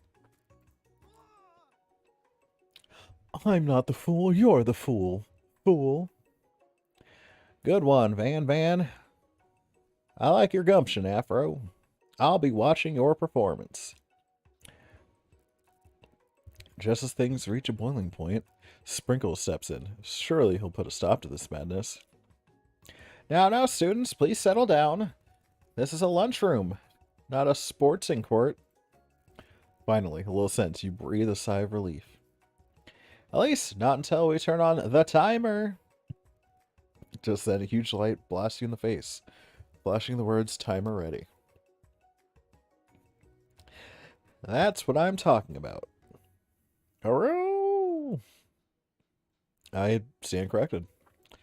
The hard way builds solidly a foundation of confidence that cannot be swept away. Okay. And that's an original quote by me. In case anyone was wondering, I hope its message lifts you to victory. Like a diamond, I was formed under pressure, and now is my chance to shine. I will defeat you myself. Okay?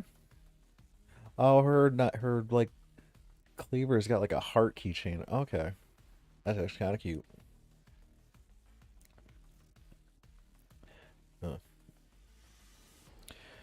You had his chicken, and you made mashed potatoes and gravy on day one. And you're feeling like you can really impress him again here. Can't do a biscuit. It's time to boil some water for the potatoes. Don't tell me we're going to do it again.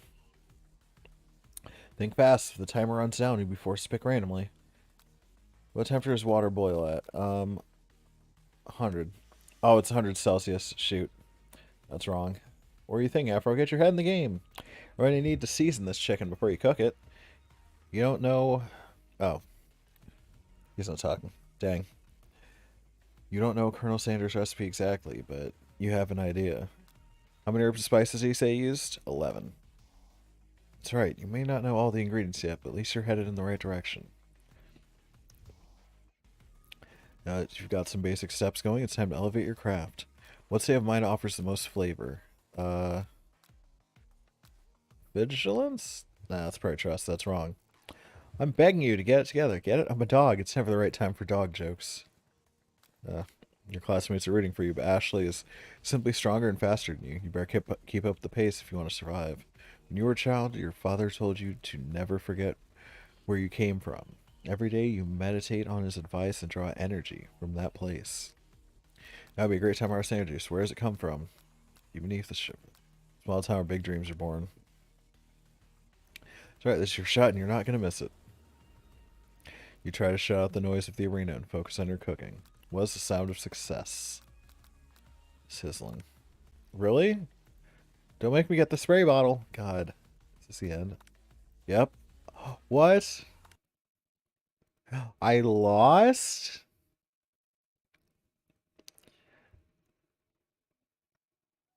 I didn't know I could lose. Damn.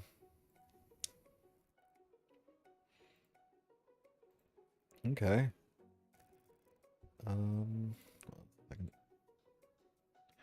Okay, so we're gonna do a scan. Okay.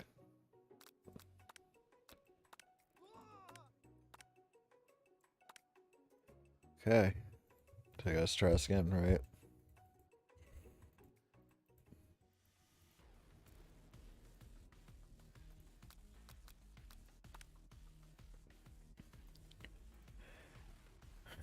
When air gets to rub my furry belly, let that enticing offer motivate you. 11 spices. I knew. Now you got some basic steps trying to elevate your craft. What state of mind offers the most flavor? Gratitude. I didn't read all the answers before, really. I do trust and vigilance. You must never take this opportunity for granted if you hope to succeed. Yeah, that checks out. Your classmates are rooting for you, but Ashley is simply stronger and faster. You better pick up the pace if you want to survive. When you were a child, your father told you never forget where you came from. Every day you meditate on his advice and draw energy from that place. Small town. Sound of success. Silence? That's right. When they taste your cooking, they'll be so taken with it that they'll be unable to speak. I guess leave them speechless. All right. You notice Colonel Sanders out of the corner of your eye. I believe in you, Afro. He's actually cheering you on. Which would be awesome, except knowing he's watching you makes you totally forget what you were doing. Now all you can think about is Colonel Sanders. Nice spoonful is great, but take to fill it. Oh gosh. Were you thinking get your mind back into the competition? That wasn't fair. You're surrounded by desert island with only one desert cookbook. Which do you take? What a hunk. I know, right? You know what? You know what? Should you be focused on the challenge? You're falling behind. Oh my god. Sorry, I forgot the question. You don't have time to read. Oh my god. What does that have to do with crafting spectacular fried chicken and delicate baked biscuits? You're really struggling to keep up. The next station over, Ashley's already begun plating elements of her dish. It's colorful and complex. Make up time, you toss your biscuit dough into a stand mixer. As you do, the crowd gasps. You gotta knead it by hand. You can't throw it in a mixer. Yikes. I know you love nothing more than seeing a fellow appliance utilized in a kitchen battle, but sometimes that means sacrificing the personal touch. You might not have any hands, but Afro does. And a good chef needs to be touching the dough to know when it's properly mixed. There's an easy way and there's a hard way. You don't get far by going the easy way. You hear everyone talking, you realize how serious your error was. You immediately, oh my god, shove your hand in the mixer to rescue your dough before it's overmixed you and turn the mixer off. Yep. Afro, no! Yo, why wouldn't you have just turned it off first? But you're not fast enough, your hand gets stuck. It's immediately crushed by the quickly spinning beaters. There's no way you'll be able to use that hand for the rest of the match. Yeah, so I've been like, yo, you gotta go to like the ER now. Like, you crush your fingers. And it's like, nah. I finished cooking, jeez. Colonel Sanders shakes his head in shame.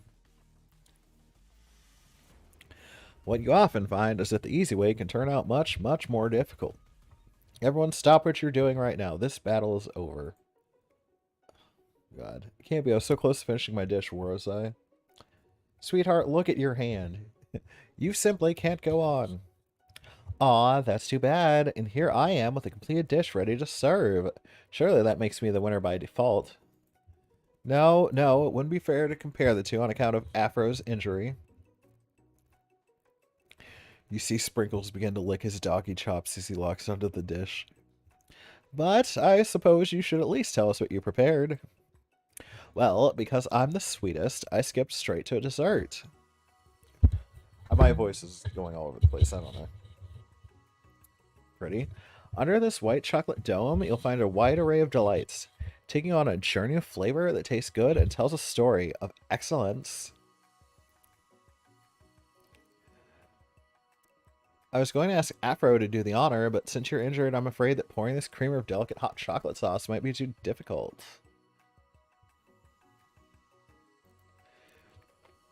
Oh, God. Colonel Sanders, if you wouldn't mind lending me your strong, steady hand. Colonel Sanders pours the hot chocolate sauce on top of the dome, causing it to melt away, revealing the ingredients hidden within.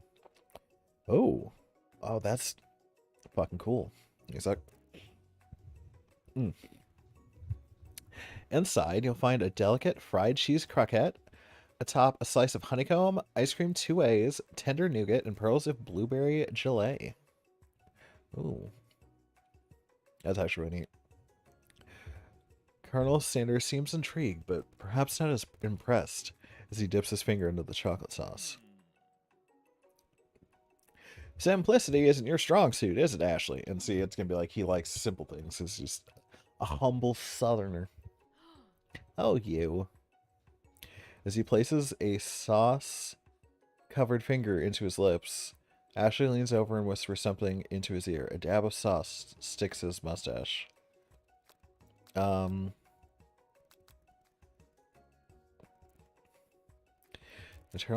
the rage you feel. Put yourself between... I mean, you don't want to butt in and make it seem like you're being petty, so we're just going to bottle it up. Rage burns so intensely within your eyes that they burst into flames. Flames touch your eyebrows, catch fire, and turn to ash, and they fall off your face. Which means people have a hard time understanding your emotions for the rest of the semester. Perhaps forever. Really? Embarrassed? Oh my god. Embarrassed and ashamed by your poor performance, not to mention your crispy fried brow. You run for the quad to be alone. Jesus. This is real. The beautiful weather feels like an insult. Inside of you a storm rages. It's Colonel Sanders. He's probably here to tell you that he and Ashley are in love and have decided to get married. And you want him to ask you to cater his wedding because you're a terrible chef and an awful person. You try to hide from him, but he approaches you directly. I know you're hurting right now. Not just from the devastating loss, but from that run-in with the mixer and that small fire. We should get that checked out. I'm fine. Can't you just leave me alone? I'm a loser. I'm not fit to fill your fryer. I'll never be a master chef. Failure is just part of life. Not just for you, but for all of us. You think I've never failed at anything before? That's exactly what I think. Well, then think again. I wasn't always the man you see before you, enrolled in culinary school, incredibly handsome, successful, and motivated. Well, handsome, sure. I was born that way. Okay. But I've walked other paths and arrived at dead ends. I was passionate about life, but I failed as an obstetrician. I was passionate about justice, but I failed as a lawyer. I was passionate about livestock, but I even failed as a mule handler. That one was especially humiliating. Mules can be so cruel. I lost my business partner to a gunfight. I didn't know. People see my delicate ribbon tie and my well-kept beard and assume that I've got it all together, which is true now, but it hasn't always been. Sounds like this guy could really use a hug. Dramatic. I resolved then that I was going to amount to something. No amount of hours, labor, or money would deter me from giving the best I had to give. As Colonel Sanders changes focus, you can see something ignite inside of him, a burning passion. One has to remember that every failure can be a stepping stone to something better. My new dream is pure. It's honest. It's something that a humble man in a crisp white suit can be proud of. I will create a new chain of chicken restaurants that will bring joy to the entire world and make up for my past misdeeds. Oh, Pop, get out of here. Yep. Oh, just as your moment grows intimate, you're interrupted by a threatening, shadowy presence. I thought it was Pop. Battle scarred from the night before, you prepare for the worst. It's the spork monster again. So clearly it has to be like Ashley and them using the book to summon a monster, right? Gorko, the spork monster, is here to fight a hero. Oh, now we know his name. Is anyone else feeling a bit of deja vu? I'm sorry, Gorko, but I could have sworn we already battled you last night. That was Borko, my twin. And I, Gorko, am here to avenge them. Are you stronger than Borko? Well, we're twins, so... No, not really. We're pretty much exactly equal in every way. Why do you ask? Colonel Sanders smirks. He's already on the same page as you. He's like, yeah, we're going to mess you up.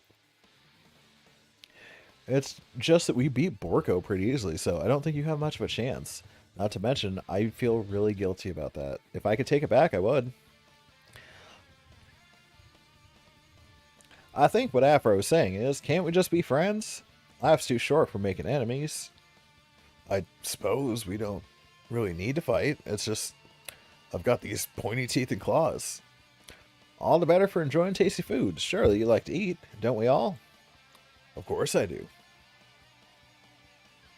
Inspiration strikes and you come up with a quick idea. Chomp on this. You toss a biscuit into Gorko's open mouth, and he devours it in one gulp. You just carry a biscuit on you, and there's no way it would still be hot. You probably had that for breakfast. Delicious. You're much nicer than the evil students who once upon a time turned me into this creature who stands here today. I don't believe it. You were human once? Well, no, I was a chihuahua, but I was still a student at the school. Until one day, some mean kids with a magic spell book cast a dark enchantment on me, and I was forever transformed. Mean kids with a book, huh? Oh, see, he's sweating too. Magic spell book. Precisely. Borko used to have a copy, but somewhere along the way I've lost it. If you find such a book, I beg of you, respect it. You're a powerful chef, and shouldn't rely on such dark and evil magic. No, you should be protecting the innocent from those who would cheat them through sorcery and guile. If you need me, don't fear, I will be there. It sounds like there are some bad cooks in the kitchen alive. Afro, together I am sure we can defeat them. Come back to my hideaway and we can discuss. To your hideaway, huh?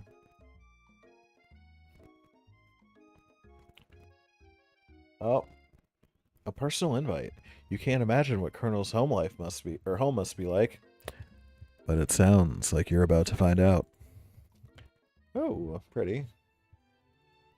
Got the orange. Hold on, look at these pictures on the wall. Now, I'm trying to look. The one of him is a baby. He's wearing the glasses, holding the drumstick.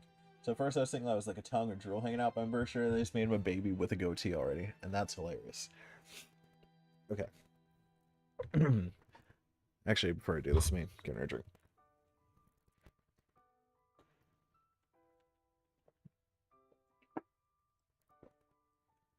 Okay. Stepping inside Sanders' home, surrounded by his things, You start to feel a special bond with him. It looks like you live such an exciting life, Colonel Sanders. Every day can be an adventure if you approach it with the right attitude. You know what? I'm looking at the candle, and it's just to be coincidence, it's a white label and just something. But I just remembered they had, and I don't know if any of you out there remember, but it was like, I don't know, a long time ago. It was probably like 2010.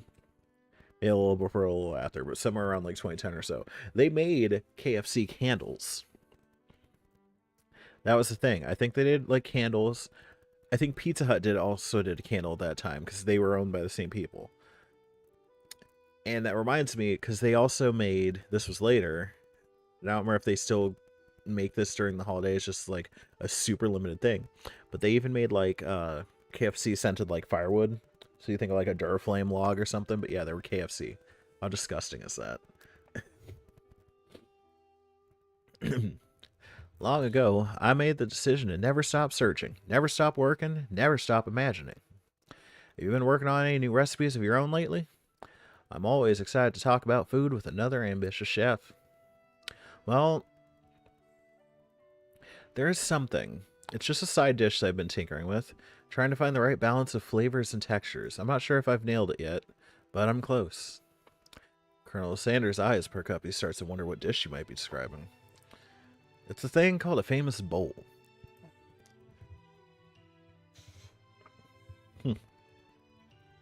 It's meant to pair with something spicy, or something crispy. Both, perhaps? Now that you've got him right where you want him, should you reveal your new creation to him or keep it a secret just for you? I mean, you told me the spice. Should I reveal a whole recipe? I'll tell him. You decide that you're as ready as you'll ever be to share your original cooking with Colonel Sanders. Oh, before you can talk to wait. Oh, is it coleslaw? I've been keeping on. I'm gonna be real upset since everything's all KFC themed. I'm gonna hate that. Cause he did chicken. We made mashed potatoes. I've been eating biscuits. It's gonna be this makes me so annoyed. Okay, before you can talk yourself out of it, you decide to dive in head first. You reach into your lunch bag for a special dish that you've been keeping on ice all day. I present to you my god. Like, look, I know this is a KFC sim made by like KFC, so it's like yes, it's gonna be all branded, but god damn it. My original coleslaw. The shredded cabbage dish glistens in the light of Colonel Sanders and it looks hideaway. Like, even in a cool anime style, it still doesn't look good. It just looks boring. Magnificent. Together you chow down on the creamy slaw. Until just a spoonful remains in the bowl. Do you mind if I hold on to the last bite? I'd like to have it around so I can admire its taste later and think back on this moment. Then you'd think, oh, it's a heartfelt thing. He just wants to remember that time we shared. Nah, this man's about to scheme us because he keeps talking about making this fast food empire. Nah, he's stealing our ideas. You could offer to make him more, but he seems like a very sentimental kind of guy. Sure, why not? Please make yourself comfortable. I'll be back in just a moment. You realize that now would be a perfect time to do some snoop. No, we're not going to snoop. Around the room are various items you can look at closer at. Each item seems to radiate memories and emotions. Tap on an item to discover more about the Colonel. Okay. I mean, I'm fine looking at his pictures. I'm gonna be like, mess with stuff. Okay. Oh, he has a mustache too. Oh my god. An adorable little baby crawls across the floor. From the goatee and mustache combo exports, you figure that this must be Colonel Sanders himself. That reminds the drumstick that he seems to be waving like a rattle. Who frames a baby picture of just themselves? Probably the same type of person who would make their own face the logo of the company they founded, am I right? Okay. We were talking about the camel meat? This photo appears to be Colonel Sanders, except for he's an old man visiting the pyramids of Egypt. So would that have been bad if I said, oh, I would make like... Or was that part of the quiz? I think that was part of the quiz. I don't think that was a thing we could make. Because I'm like, boy, he would have been like, man, I fell in love with this camel. Maybe that's where he discovered one of his secret herbs and spices. One of the framed photos shows an old man who looks a bit like Colonel Sanders standing with a friend. They hold fried chicken drumsticks and appear to be cheersing them. Look closely and see if there's a short Inscription. I wonder who my friend Pete is. Tapping on item. Nah, I'm not gonna go snoop his room. The scented candle. You pick it up and try to identify the smell. Is it the chicken candle? Power tool? Freshly starched collar? Nah. Piece of wood floating in a lake? Summer of 69? No. Oh god, yep. It's one of the secret recipe ingredients. It's... Okay. A lock of silver hair is woven through the teeth of the comb.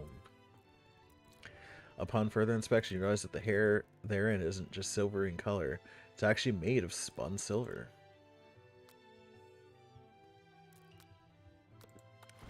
You know, it's a very realistic stuffed chicken sitting on a corner table. When you pick it up, you realize it isn't just realistic, it's real. Taxidermy? Must have been important to Colonel Sanders when it was alive. A little note clipped to the chicken's foot reads, "The true state bird of the great state of Kentucky."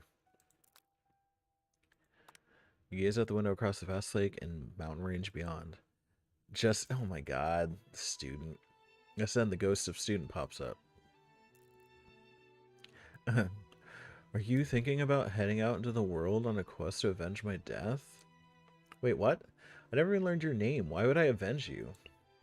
I could just tell you my name right now. It's... Can't you see I'm in the middle of something? You open the window, a crack in the ghost. The student is swept out with a breeze. Jesus. Like, I don't know if that's a bell. I don't want to set up an alarm. And I don't want to be like, oh cool, let me go check out your urn. It's probably like your dad's ashes or something. Like, oh boy. You take a closer look at a large urn sitting on a nearby pedestal. There's a plaque on it. It's dusty, but when you wipe it off, you can read the inscription. It says, oh, dramatic. Here lie the ashes of all my past careers and business failures. Poor guy.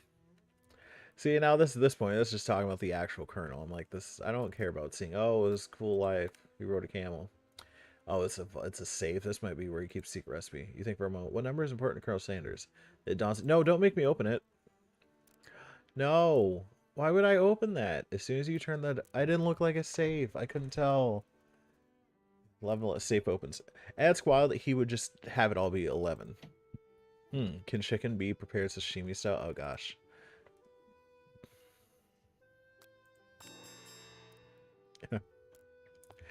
You open the door to Colonel Sanders' closet and find a row of his signature white suits hanging within. You take one off its hanger and try it on. The jacket's a bit big for you, but soft and comfortable. You give yourself a deep hug, breathing in a scent. They say that home is where the heart is. Is this what they meant? Before you can look any further, you hear Colonel Sanders returning. He has a new dish that he's been working on, and he wants you to taste it. You try to act casual until he asks you why you're wearing his jacket. I don't usually loan those out, but I must say, it does look good on you. Oh crap, the jacket. Forgot to take it off. Like, because I don't, that's the thing. Like, you can get to, oh, only choose to look at a couple things. You had to do it. And I want to be like, cool, I was looking through your stuff. I looked at your urn. I opened your safe. Like, because I didn't want to choose to do that. If I could have not done that, I wouldn't have done that. Tell him you're cold. You got a fire. I hope I don't throw him off. I want to see what the food is, but I feel like, should we be honest? Should we just make a move?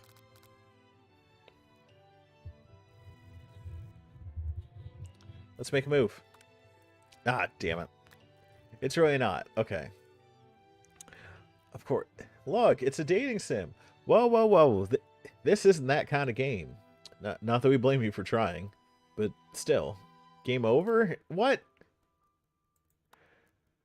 See, actually, I went through all this to learn you can't even actually romance them. It's just about learning about the wonderful... Oh my god, I have to go this far? Jesus.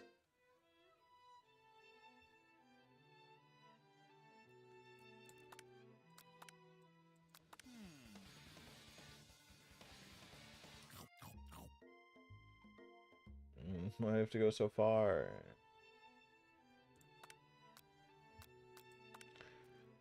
Now, I wonder what would happen if I had done a secret. Can I save?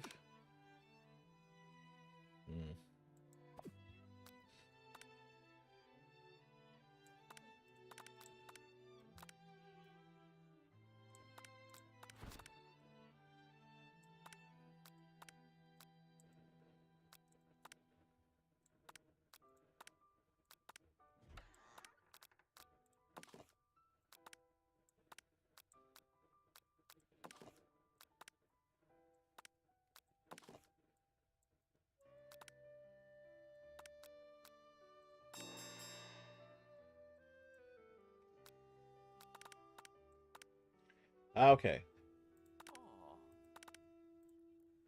Well, I mean, I didn't snoop through anything. I just looked at stuff, but yeah, I didn't. I didn't open the safe. I didn't do nothing, so I feel like I'm good. Move fast. Oh, okay. I think I've developed feelings for you. Okay. I might be developing feelings for you too. See, I should have just done it all along. But I'm concerned. I can't let anything get in the way of my dreams. Overwhelmed, you take off the jacket and run for the door. But the thought of leaving Colonel in the midst of such an emotional breakthrough gives you pause. You stop yourself. Yeah, I gotta see what his new dish was. I know what it's gonna do. Colonel? Yes, Afro? I honestly think this may be the beginning of something wonderful. I think you're right. We should take things slow. You tuck late into the night and drift off into a slumber. Dream sequence.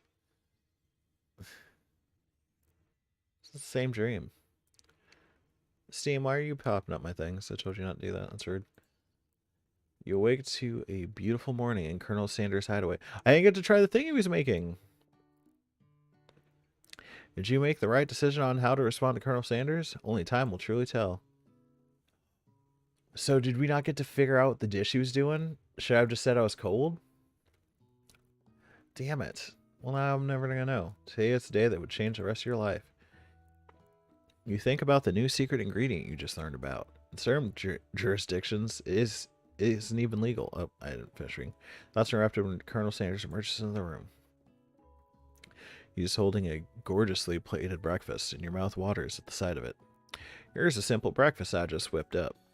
It's meticulous. Oh my... Just biscuits, but they're buttered biscuits and a piece of chicken. Come on, man. You taste Colonel Sanders' food, and it takes you on a journey. When you return, he's waiting to ask you an important question. So, would you say that we're the perfect match? How presumptuous. My cuisine and your taste buds, that is. Oh, man. Such confidence, such grace. Could he be the world's greatest gift to cookery? I mean... This is so, like, self-indulgent. Like, yeah, we're KFC, aren't we fucking cool? And it's like, yeah, maybe if you had some better quality control. Maybe once upon a time you were the pinnacle, but, like, at the time this came out, your stuff was mid. Jim Gaffigan. That's the guy. That's the dude. I was like, what is his name? I was thinking Jeff. Every time I said Jeff, like, I think part of me subconsciously knew it was a G, because even though I knew it absolutely wasn't him, my brain kept going Jeff Goldblum, and I'm like, no. No. Okay. I just had the wrong last name, but I knew it started with a G. Okay. I mean, I don't want to make him upset, but let's flatter him, I guess. You know, I think we might make a great team. A single tear begins to pool in the corner of his eye as he gazes out the window. And with the right business partner, I know I can't fail. Business partner? Could he be talking to you? It's all happening so quickly. Overcome with emotion and confused by your feelings. You're on the verge of tears. Unable to speak, the only answer you can find is to run out the door and get home. There's still one more day of school after all. University of Cooking School Academy for Learning waits for no one. You get home to find something very surprising. Your best friend is there waiting for you. Miriam. I like, also in the group, it's like the little K-pop poster in the background here. Where have you been? Because I had one heck of a night. I've been desperate to talk to you about it, but I couldn't find you. I got worried that something had happened to you. It's okay, but now it turns out you're fine. I can finally get you up to speed on the saga of Miriam. Sure, but you will not believe what happened to me after school yesterday. I went on a date. I think I can believe that. Since I've been partnered up with Clank, he asked me to go out with him. Of course I told him you better keep your dials turned to polite and respectful. I'm not that kind of girl. That's actually funny.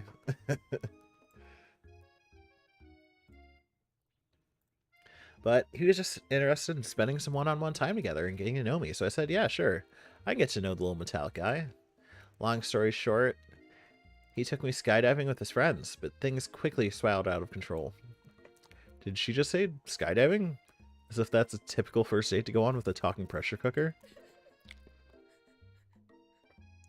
And now I'm not really sure where we stand. You don't you don't give Miriam time to tell her own story, however. I tell her whole story. Bottling up the details of your own night is just too much to bear. Oh gosh. And I went on a date too. Back to Colonel Sanders' house where I spent the whole night with him. You what? Nothing happened, but the emotional connection? Wowzers. Miriam offers to support you no matter what you do. Together with your bestie, you feel like you can do anything. When you arrive at school, you encounter your rivals in the quad. Yeah. You can tell from a distance that they're picking on Pop, though he himself might not quite grasp that's a fact. I can't read. Because, you know, he's Pop. What's a swirly? It sounds delicious. Oh, it's great. I'll order you up one right away.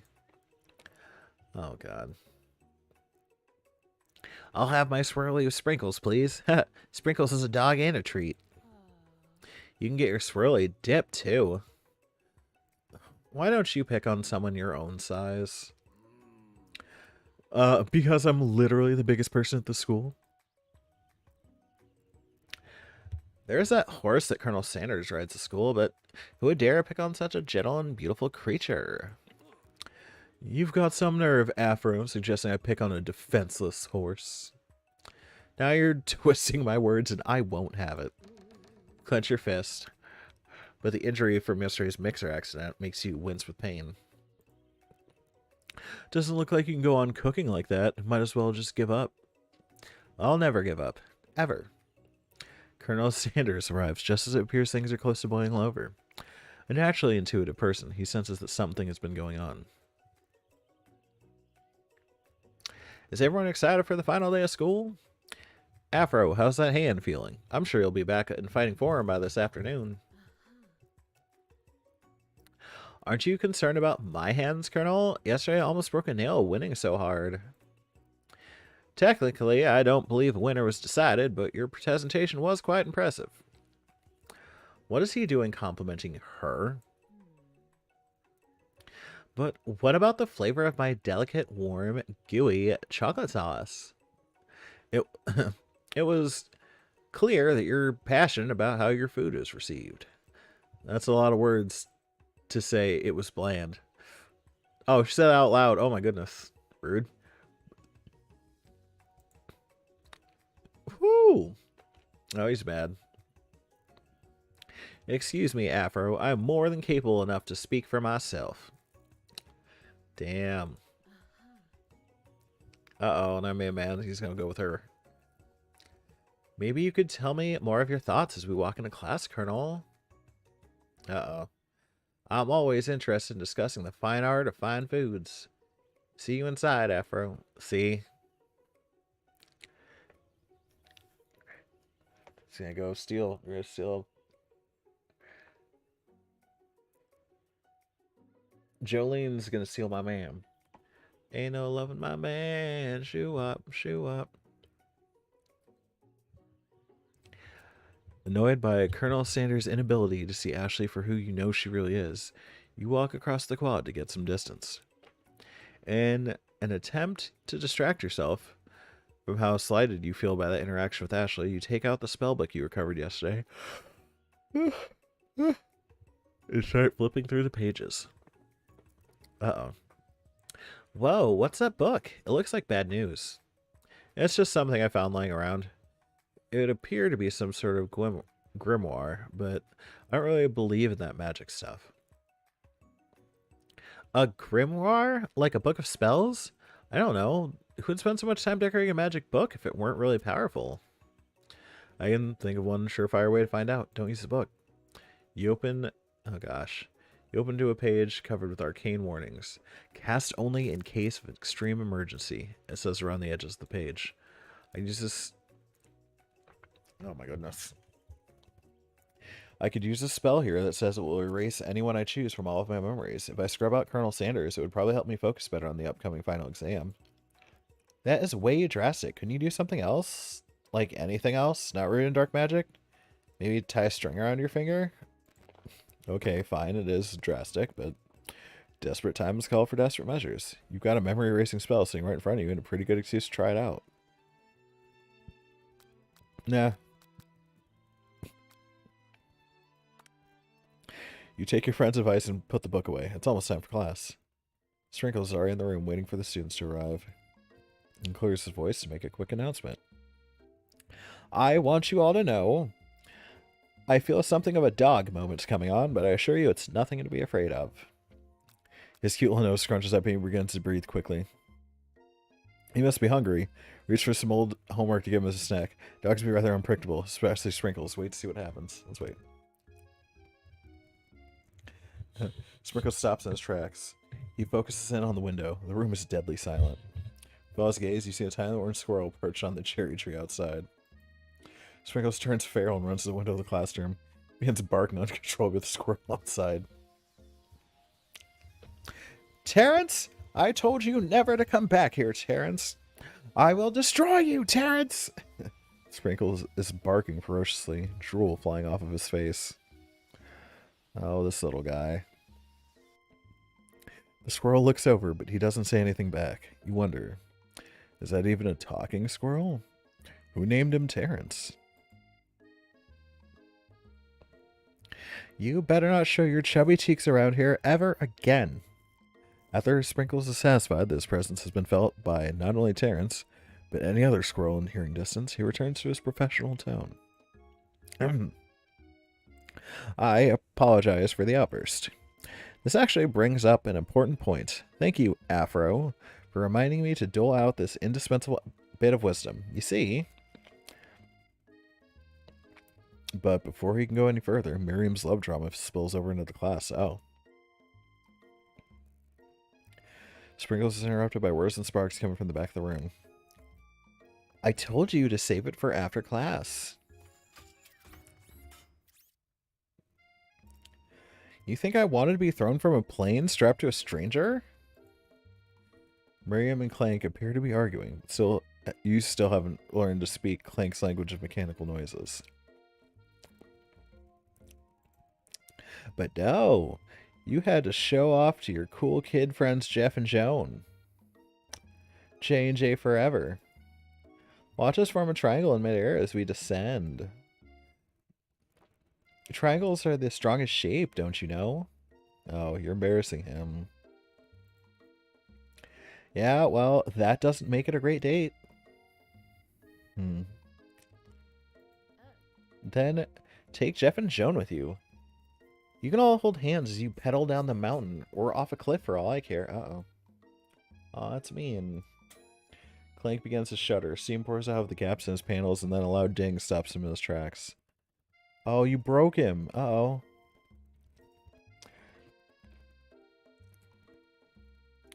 No amount of seasoning is going to make me want to eat that, Clank. Oh. Jeez. Clank burps out a completely deep-fried sneaker. Considering that he himself has wheels, not feet, it's not entirely clear where it came from. What the hell? In terms of deep-fried footwear, or... It says deep-fried, but it's supposed to be deep-fried footwear. I guess it looks okay? Clank slowly lowers out of the room to be alone with the shoe. Everyone tries to pretend like they didn't see that entire thing go down. Nothing like a loud public breakup to cast a pall over the final day of school. Well, that was unfortunate, but we mustn't be distracted from what lies ahead. The final competition showdown challenge exam. I'm still working on the title, but I think you get it. Test time approaches. See you all in the arena. But before you can think about your upcoming competition, there's a very beautiful soul nearby in need of a pep talk. Hey, Miriam, are you okay? Okay? I'm so mad I could smash a tiny mug, spilling several droplets of hot cocoa all over the floor. How could you embarrass me in class like that in front of everyone? Her tiny cocoa is a delicious treasure, so you know that this breakup is no joke, even if the source of her frustration is such a silly boy. Look, I know that you know this, but I'm gonna say it out loud. You don't need anyone. Me and you, we're gonna cruise through this final test and hit the carpool lane to Success City. Miriam brightens up, imagining the wind rushing through her short bangs. But she hesitates to embrace feeling it all the way. You're not going to saddle up on Colonel Sanders' stallion and ride off into the sunset without me. Oh my goodness. Goodness. Of course not. Well, maybe, sorta, but I'm sure there's a pony out there with your name on it and a ranch big enough for both of us and whoever else we want to bring along. If it's not Pop or Clank or anyone else you meet today, tomorrow, or this whole year, so what? You're a special person who shouldn't settle for the first someone to show a little interest anyhow. Mood. Miriam gives you a big hug and wipes the tears from her cheeks. I should really review my menu for today. I'm going to make a very special soup. And I bet that Professor Dog is going to love it up. While you were pep talking Miriam, you completely missed lunch, but that's okay, because you had a better idea of how to spend the time before your exam. You've decided? Excuse me. You've decided to head to the arena early to practice the dish. This is it, the location of your final challenge. A test of will, a test of courage, a test of talent. Okay, so we gotta take a guess, because clearly it's gonna be another fucking KFC item. So we did chicken, we've had biscuits, we've had mashed potatoes, we've had coleslaw. We never got to see, when we were at his house, what he was making. Which is a bummer, because I'm wondering if it was, I don't know. What other sides do they have? Corn, which is boring. I'm gonna make mac and cheese. Like, there aren't a whole lot of other KFC sides, you know? We're gonna do the famous bowl. Okay. And a chance to beat the pants off of Van, the supposed man, and his eviler counterpart, Ashley. This plan... Oh, right, I forgot they have pot pies.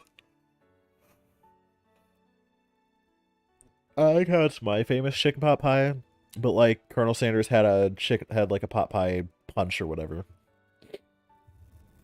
As planned, you begin to run through a quick test of a recipe you've been working on, Afro's famous chicken pot pie. After practicing for months, baking this dish comes second nature to you, and you're able to quickly get a fresh pot pie in the oven, but as soon as you do, your cram session is interrupted by Colonel Sanders, and like, bro, we were in the kitchen, your blossoming, flowing, cherry blossom petals is not a sanitary thing, so could you take it outside? Afro, what are you doing here? There's still time before the final exam. Oh, just taking it all in. I'm big into visualizing success. I'm looking at my station and picturing victory. Your pot pie has begun to bake, and the smell is slowly filling the space around you. Visualizing, huh? That's too bad. I was hoping you were here cooking something delicious. You'd usually happily share your food with anyone who's hungry, but the last time you let Colonel Sanders get in your head, it cost you a cook-off.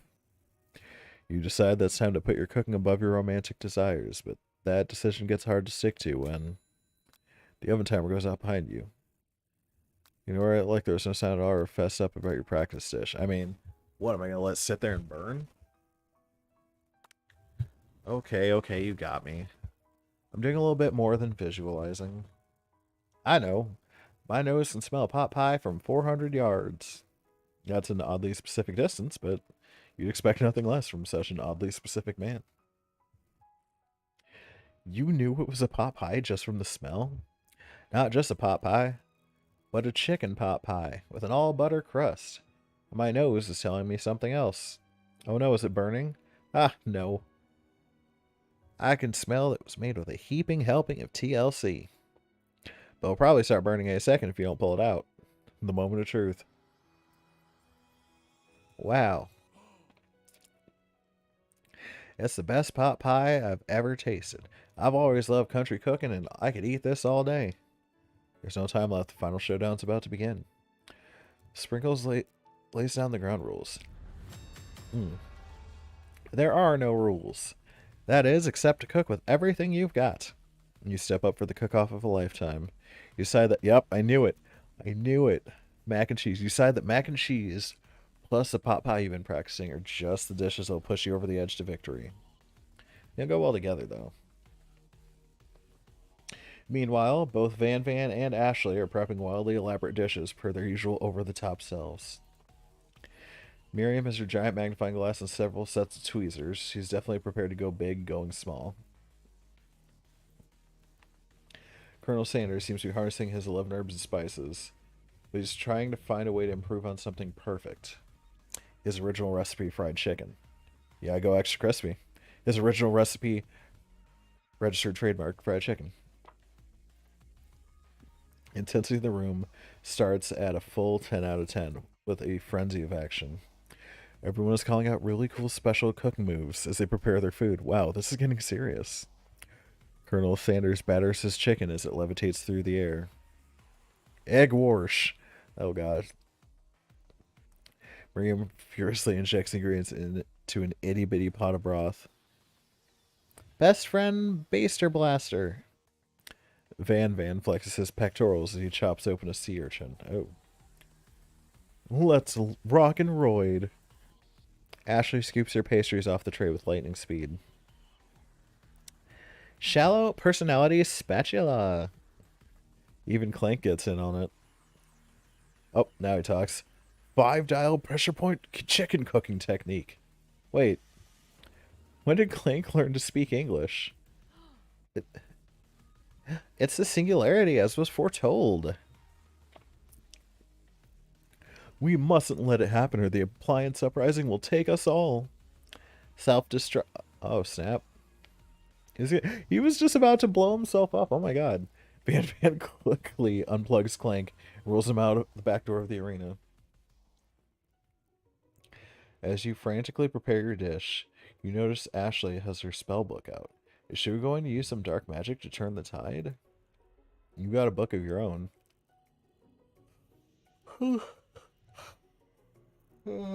you're desperate not to see her win another battle. Should you take this opportunity to fight magic with magic, even if it's almost certainly evil magic? Yeah, do it the hard way. Who needs magic when you got passion? Passion. More energy. I'm going to do it the hard way. Colonel Sanders sees that you've chosen to win on your own terms, and he gives you a subtle wink from across the room. I believe in you, Afro. We're competing against each other, too. Shut up. Miriam notices too. And I've always believed in you, Afro, since we were little kids, because I'm your best friend forever. You turn to notice that Miriam is at your station cheering for you. Miriam, what about your dish? If you're here cheering, who's cooking? Tiny food, short cook time. I'm actually already done, so I thought I'd help you. Oh, that's sweet, but Miriam tosses a handful of spices directly into your boiling noodles. She messed with my stuff.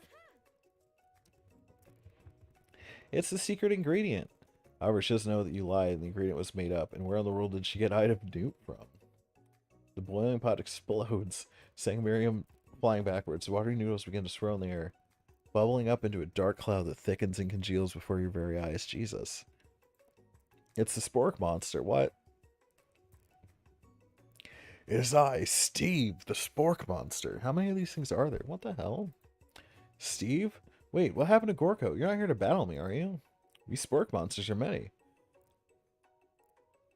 I think Gorko had the day off, but you have conjured Steve, and I hate to battle, so I'd say you're doing pretty alright. Oh, hey, you're in the middle of a cooking competition. I love this stuff. It's better than TV.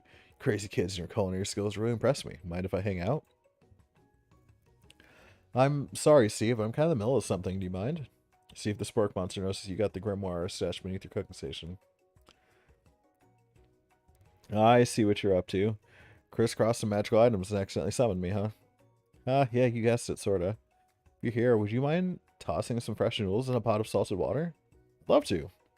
Always wanted to be a top chef, actually. You know, when I was just a little spork pup back in the old country, you can feel a spork monster winding up to tell a very long and involved story.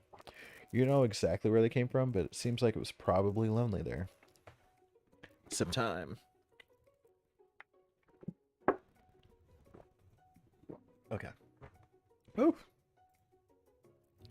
Actually, you know what? Maybe you should watch from the stands. I really need to focus on this competition. I understand. Kind of like that time in Monster School that I had fallen asleep during scare tactics class, and when I woke up, Tuster stared at Steve and he takes a hint. Never mind, I'll tell you later. Good luck. Okay. Except for this huge setback, you don't know how you could ever win. I can do this. I have what it takes. I came here to win. Your hair turns mac and cheese orange as culinary energy flow. Am I going to turn into a super chef? Mac and cheese orange. My heart is pure, my hands are steady. My taste buds are preparing your whole entire lives for... Oh, God. Yes, Afro, you are the chosen one. You will avenge me. The power you've been summoning immediately fades back out. You interrupted my inspiring monologue. Sorry. My heart is pure. My hands are steady. My taste buds have been preparing their entire lives for this moment. I will show the world my cookery. I just want a picture. You begin to levitate off the ground. Energy courses through your body. You know that with this power you can do anything, except turn back time, which would be super useful, because while you were powering up, your chicken pot pie overcooked in the oven and can't be served. Oh no. But don't worry, dear Afro. You may have suffered some setbacks, but all is not lost. Impressed with your fortitude, Colonel Sanders decides you have earned his support. I've been watching you today, and I must say, I'm truly impressed. You've been thinking on your feet and rolling with the punches. He steps to your station and stands right beside you. I'm here to help. Oh, you've managed to make us mac and cheese, and time is almost up, so you're going to need it. Colonel Sanders, what about the test? What will happen to you? What about the rules? Following the rules has never really been my thing. I follow my heart. What a guy. Colonel Sanders unfolds a delicate white towel to reveal the most delicious fried chicken tenders you've ever laid your eyes on. We're going to create the famous bowl. Because we don't have the pot pie now. We're going to make the famous bowl. And besides, sometimes unexpected combinations can have surprising effects that surpass their individual efforts. Are you suggesting that we combine forces, we can form the perfect food union? Time's up soon. So that's just chicken tenders and mac and cheese. It's not quite a famous bowl. Which is fine, honestly, kind of ahead of its time, because they just started making, like... Well, no, they had a mac and cheese famous bowl. They just started some new mashed potato one, but I think that was already kind of a thing. I don't know what I'm talking about. But anywho, KFC. Time's up, students. When time expired, it's the moment everyone's been waiting for. You must now prepare to present your dishes. A handful of students stand tall, but the class seems incomplete. It seems we're missing from some students. Pop? Clank? Yeah, where's Pop in this competition? From off screen, we hear a pure innocent giggle that can only come from one student. Haha, I'm flying! It sounds like it's coming from that broom closet over there. Miriam, would you mind? Inside the closet, you see Pop hanging on a broom hook by the elastic of his underpants. Pop, get down from there right now. Let me guess, did Van have something to do with this? When someone asks for a wedgie, who am I to refuse? I thought a wedgie was a salad. Looks like Pop is eliminated from the challenge, seeing how he didn't cook anything. I can't feel my legs. May I be excused? Sure. You kids and your pranks. I must say, it's not the worst prank in UCSAL history, but it's not exactly yearbook material. Wait a second. Pranks? Pranks? Clank!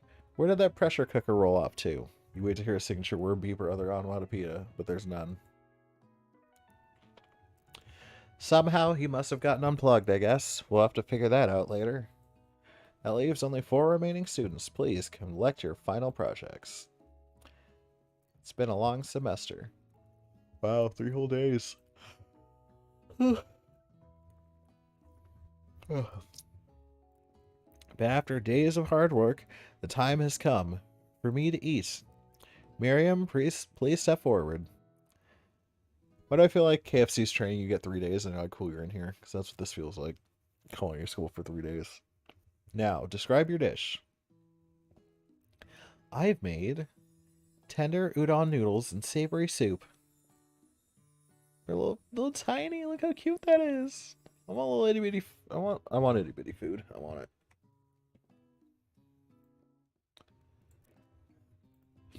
My word, it's so delicate. Is that a teeny tiny Naruto Maki I spy afloat in this itsy bitsy bowl? Yes, chef. Please, call me Sprinkles. Chef is my father's name. Yes, Sprinkles, and some green tea made from baby tea leaves I picked myself. Sprinkles carefully sniffs around the dish, before opening his mouth and laying just tip of his pink dog tongue dip into the bowl. Sublime! Would anyone else like a taste? Now that you put your dog tongue in it. Oh, come on, I'm not one of those dogs who doesn't floss. They even have a really cute electric toothbrush for dogs. Fine, I'll enjoy it all by myself. In a flash, the entire meal is soon devoured. Not that it took much, it was less than a thimble's worth of soup. A+. Rarely do I taste a dish with as much love poured into it as yours. Miriam is overjoyed. She gives you a huge hug. Thank you, Afro, for helping me to believe in myself. Van, you're up. Now describe your dish. What do we got? Please give me a picture again. I made uni over smooth egg custard and an axe-hewn urchin shell, topped with caviar. Fancy.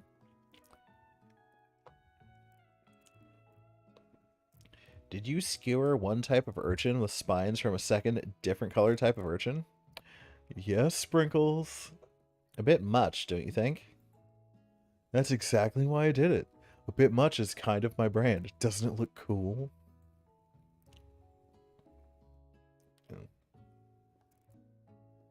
Sprinkles leans in to sniff the uni, but he can't get his nose too close on account of all the spikes. He begins to paw at it erratically, causing custard to slosh around. Please be gentle with my cuisine. Finally, Sprinkles goes all in, tongue first. But he can't get past all the needles. He reels back, his tongue is poked and prodded. Ouch, my tongue! Professor appears to be having an allergic reaction to the sting. Oh, jeez. I can't eat this. It keeps poking my tongue. Disqualified. A stunning turn of events. Who would have thought that serving a food in a bowl made of needles can make it difficult to eat? I mean, that's what spoons are for. Damn. Dejected, Van does not go gentle into the night. Disqualified for glamour? Don't discount simplicity. This is the last you've heard of me. Before forcing us to endure a swollen tongue for another moment, Sprinkles graciously laps up a bowl of milk. I know. Yeah, I'm a dog and I drink milk. Get over it. Sometimes it helps calm my agitated tongue. Next student, Ashley, it's time to step up. Now describe your dish. I made orange blossom, Turkish delight, and a light rose water syrup, topped with French meringue, connected by sugar glass. Now, visually, that actually does look really pretty. Sounds like a lot. It's very pretty. That actually doesn't sound too bad. Indeed, it's quite delightful. However, I'd ask that you please refrain from eating it or attempting to taste it in any way. It's very fragile and meant to be a display piece, so you're disqualified. You have to be able to eat it, man. Don't eat the food at a cooking school? Got toast in your ears or something, Afro? I told you, it's a display piece. Ashley, I must say, it is beautiful. However, this is a cooking competition at a cooking school. Yeah, which is why I cooked it and did an extremely good job cooking it too. I didn't realize that we're having an eating exam. If I wanted to be judged on eating, I'd go to the College of Eating, School for the Hungry.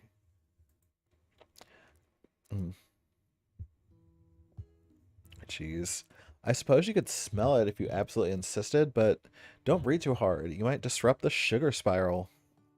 If the food cannot be eaten, it cannot be judged. You are disqualified. Rage overtakes Ashley. She finally cannot keep her two-faced routine up. You would know high-end cuisine if it cooked you. With that, Ashley storms off to rededicate herself to being the best, but this time without being shackled by trying to be fake nice and liked by everyone. Jeez. This isn't the last you've heard of me, either. Ugh, this class gets much smaller. I'll be teaching myself. You and Colonel Sanders, the final cook, step up together.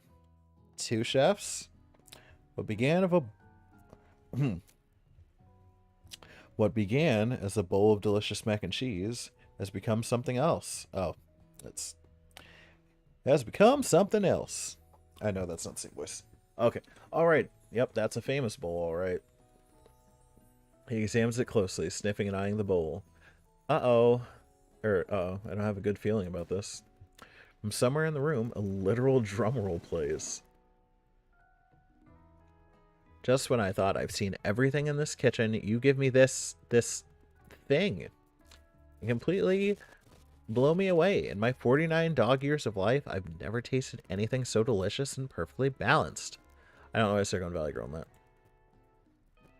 It's so delicious, in fact, that everyone passes the class. Everyone? Everyone gathers around and partakes of the mac and cheese bowl. They all seem to transcend this reality into another dimension. You win. Together, you and Colonel Sanders have made a new menu item. The new menu item is so impressive, even the Van and Ashley are drawn back in by its magnetic fragrance. They gaze upon your mac and cheese bowl. They admit that you are indeed an excellent chef. Sprinkles declares that you have passed. Everyone has passed. There are supposed to be more battles, but come on, how could they be better than this one? Now that the school year is complete and everyone has graduated, the students return for one last assignment to get their groove on. The cafeteria has been completely redecorated in order to serve as the site of the school's graduation dance. Compared to the massive high-tech cooking arena, the humble decor seems downright cute and cozy. Oh god.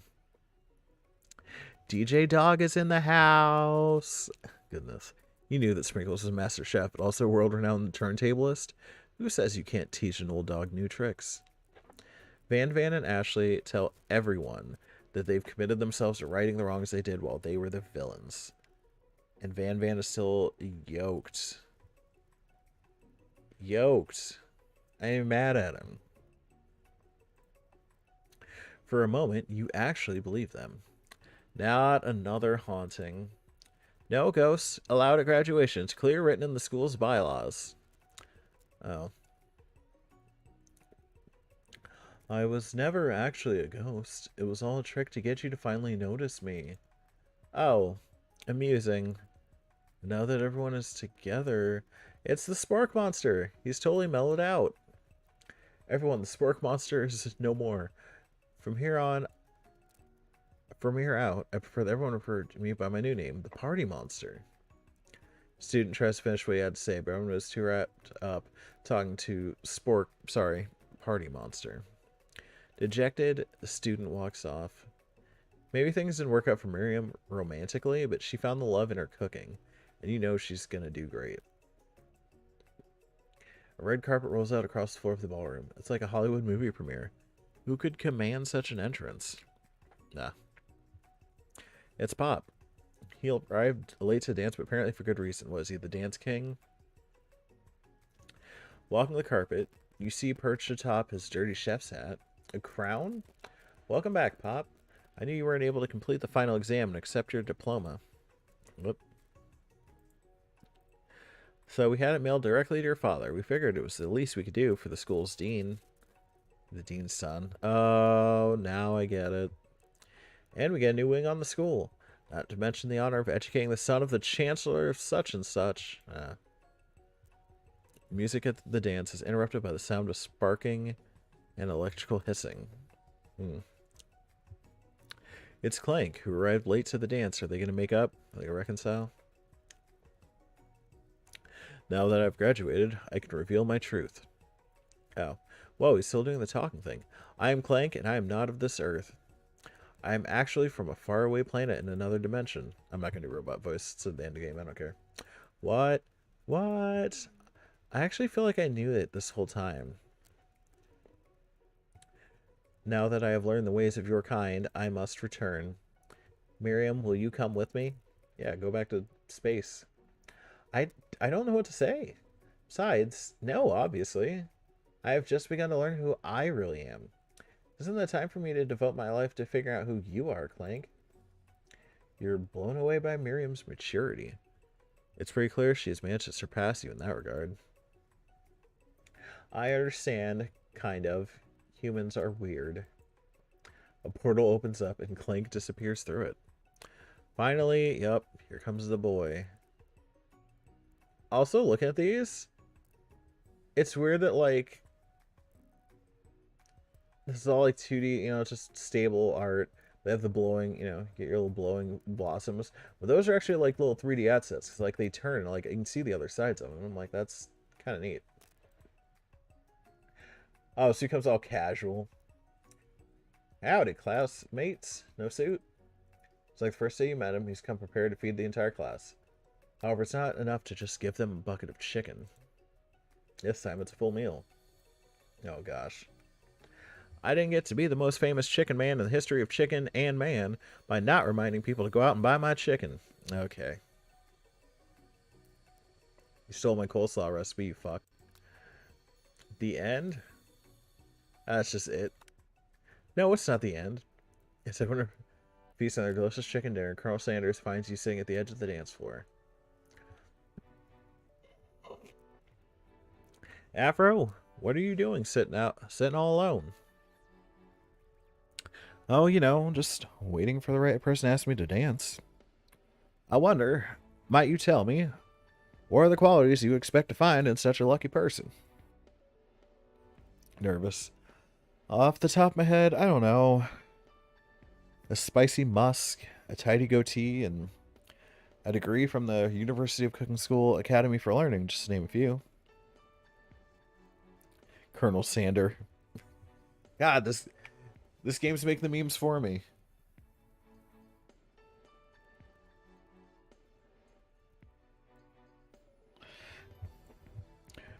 Would you dance with me? Yes, I would love to. As you glide across the dance floor, hand in hand with Colonel Sanders, the future stretches out in front of you. And once my 100th franchise is up and running, I'll be ready to take a day off, and I'll be so glad to spend it together with you, Afro. 100. How sweet. We'll work together and play together. Colonel Sanders stops dead in his tracks. Work together? Well, I think this is something I'll just need to do by myself. Come on. But who'll help you run your restaurants?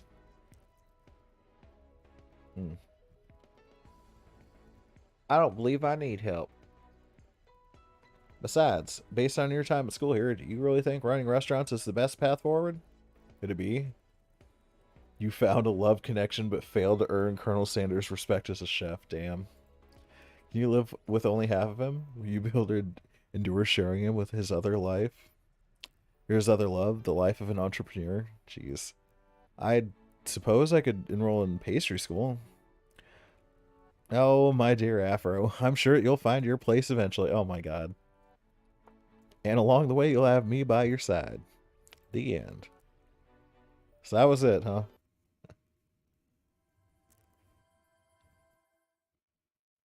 That was it.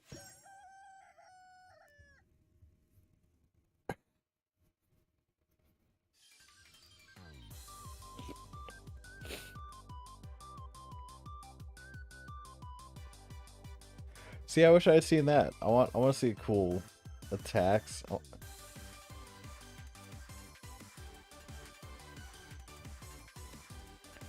See, yeah, I'm kind of bummed. I wish we would have had more of this in the game. To text, I want to see some cool animated little ditties there. That's wild that we can get any of that in the actual game. That's nuts. What a game. But yeah, that was I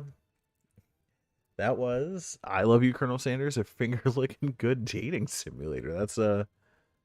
That's what we did today. Uh that's insane. Yeah. I didn't necessarily think it was gonna take almost 3 hours, but that's the game, and that is gonna be the stream for tonight. Um glad we got to hang out and vibe and have a late, I guess, a post Valentine's Day little game, which worked out good because, like I said, I got on, I had no idea. I'm like, I don't know what I want to play. I said undetermined game, and even then, I'm like, I don't know. So this was a little ditty. This worked out. Kill a little time, a little one off. But yeah, that is. Let's see. I'm gonna go ahead and close that. Put the music back on.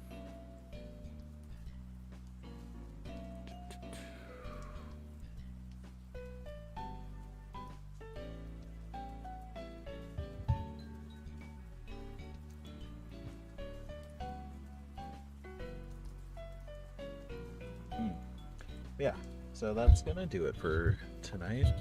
I already said that. Just got distracted. Yeah, so our next stream will be tomorrow night / today, Friday. Friday evening at good old, get these ads out here, at midnight again. So yeah, we're gonna pop in tomorrow, do a little stream. We're either probably gonna do some Fall Guys or Mario Party, one of the two, just for a couple hours. And then let me pull the schedule up real quick so I can remember. Dashboard, channel. Yeah, okay. So yeah, we've got Mario Party or Fall Guys tomorrow. Saturday, no scheduled stream, but we might do something Saturday night after I get off work.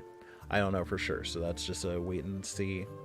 And then we will do a stream Sunday evening at about 11 p.m. We might do one during the day too. It just depends on what I get busy with.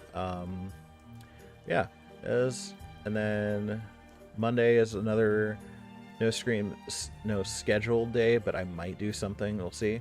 And then I'm off all next week, so I might do something for my birthday. I might have a little birthday stream going up. I don't know for sure. But yeah, that's about all I got. I'm gonna throw up real quick. I should have done that while I was doing this. Throw up the pages. See the old follows. Yeah, hope you guys will tune in next time and come hang out with me. Obviously, if you want to hang out for the next streams, make sure to follow, subscribe if you're one of them great YouTubers. Have the notifications on so you know when we're going up. And if you want to follow me on all the pages, here we go. Twitter, you can follow for live alerts when we're going up. Send a tweet out, and then just my other posting. You can follow on TikTok for clips and stuff. I got a lot of things on the pipeline that I'm working on right now. Once I get them cut down, and I'm gonna try to figure out, see if I can do at least some basic TikTok editing. I have some more stuff uploaded, so I got some fun things coming on there. Follow me on Facebook at AfroPlays to watch live streams, as well as I'll be my main source for like news and announcements if anything's going on. Just because that's the only one I have that's like solely just for this, rather than like Twitter or TikTok where I could be doing other things. So yeah, that'll be my news page. You can follow on YouTube to watch live streams, as well as watch the old VODs in the archives. So, if you want to check out any other games that we're playing, or that we have played, or we'll be coming back to, or, you come back, I'm on a part 13 of something, you don't know what happened. Go back and catch up. And then, finally, I got Twitch. Follow on Twitch. Keep up to date with the main channel. Have the stream schedule posted there, as well as like other links. If you miss some of these links, you need stuff, they're all on Twitch. And if I'm ever not hooking stuff up to PCs, or if my PC's down or my capture card doesn't work again, I'll probably just stream some stuff on Xbox, so Twitch will be the spot to not miss anything. Yeah, that's about all I got. I'm gonna go. I hope everyone has a wonderful weekend. Hopefully I'll see you guys here on the channel. If not, I will catch you whenever I catch you. Everyone stay safe, stay healthy, and have a great weekend. Take it easy.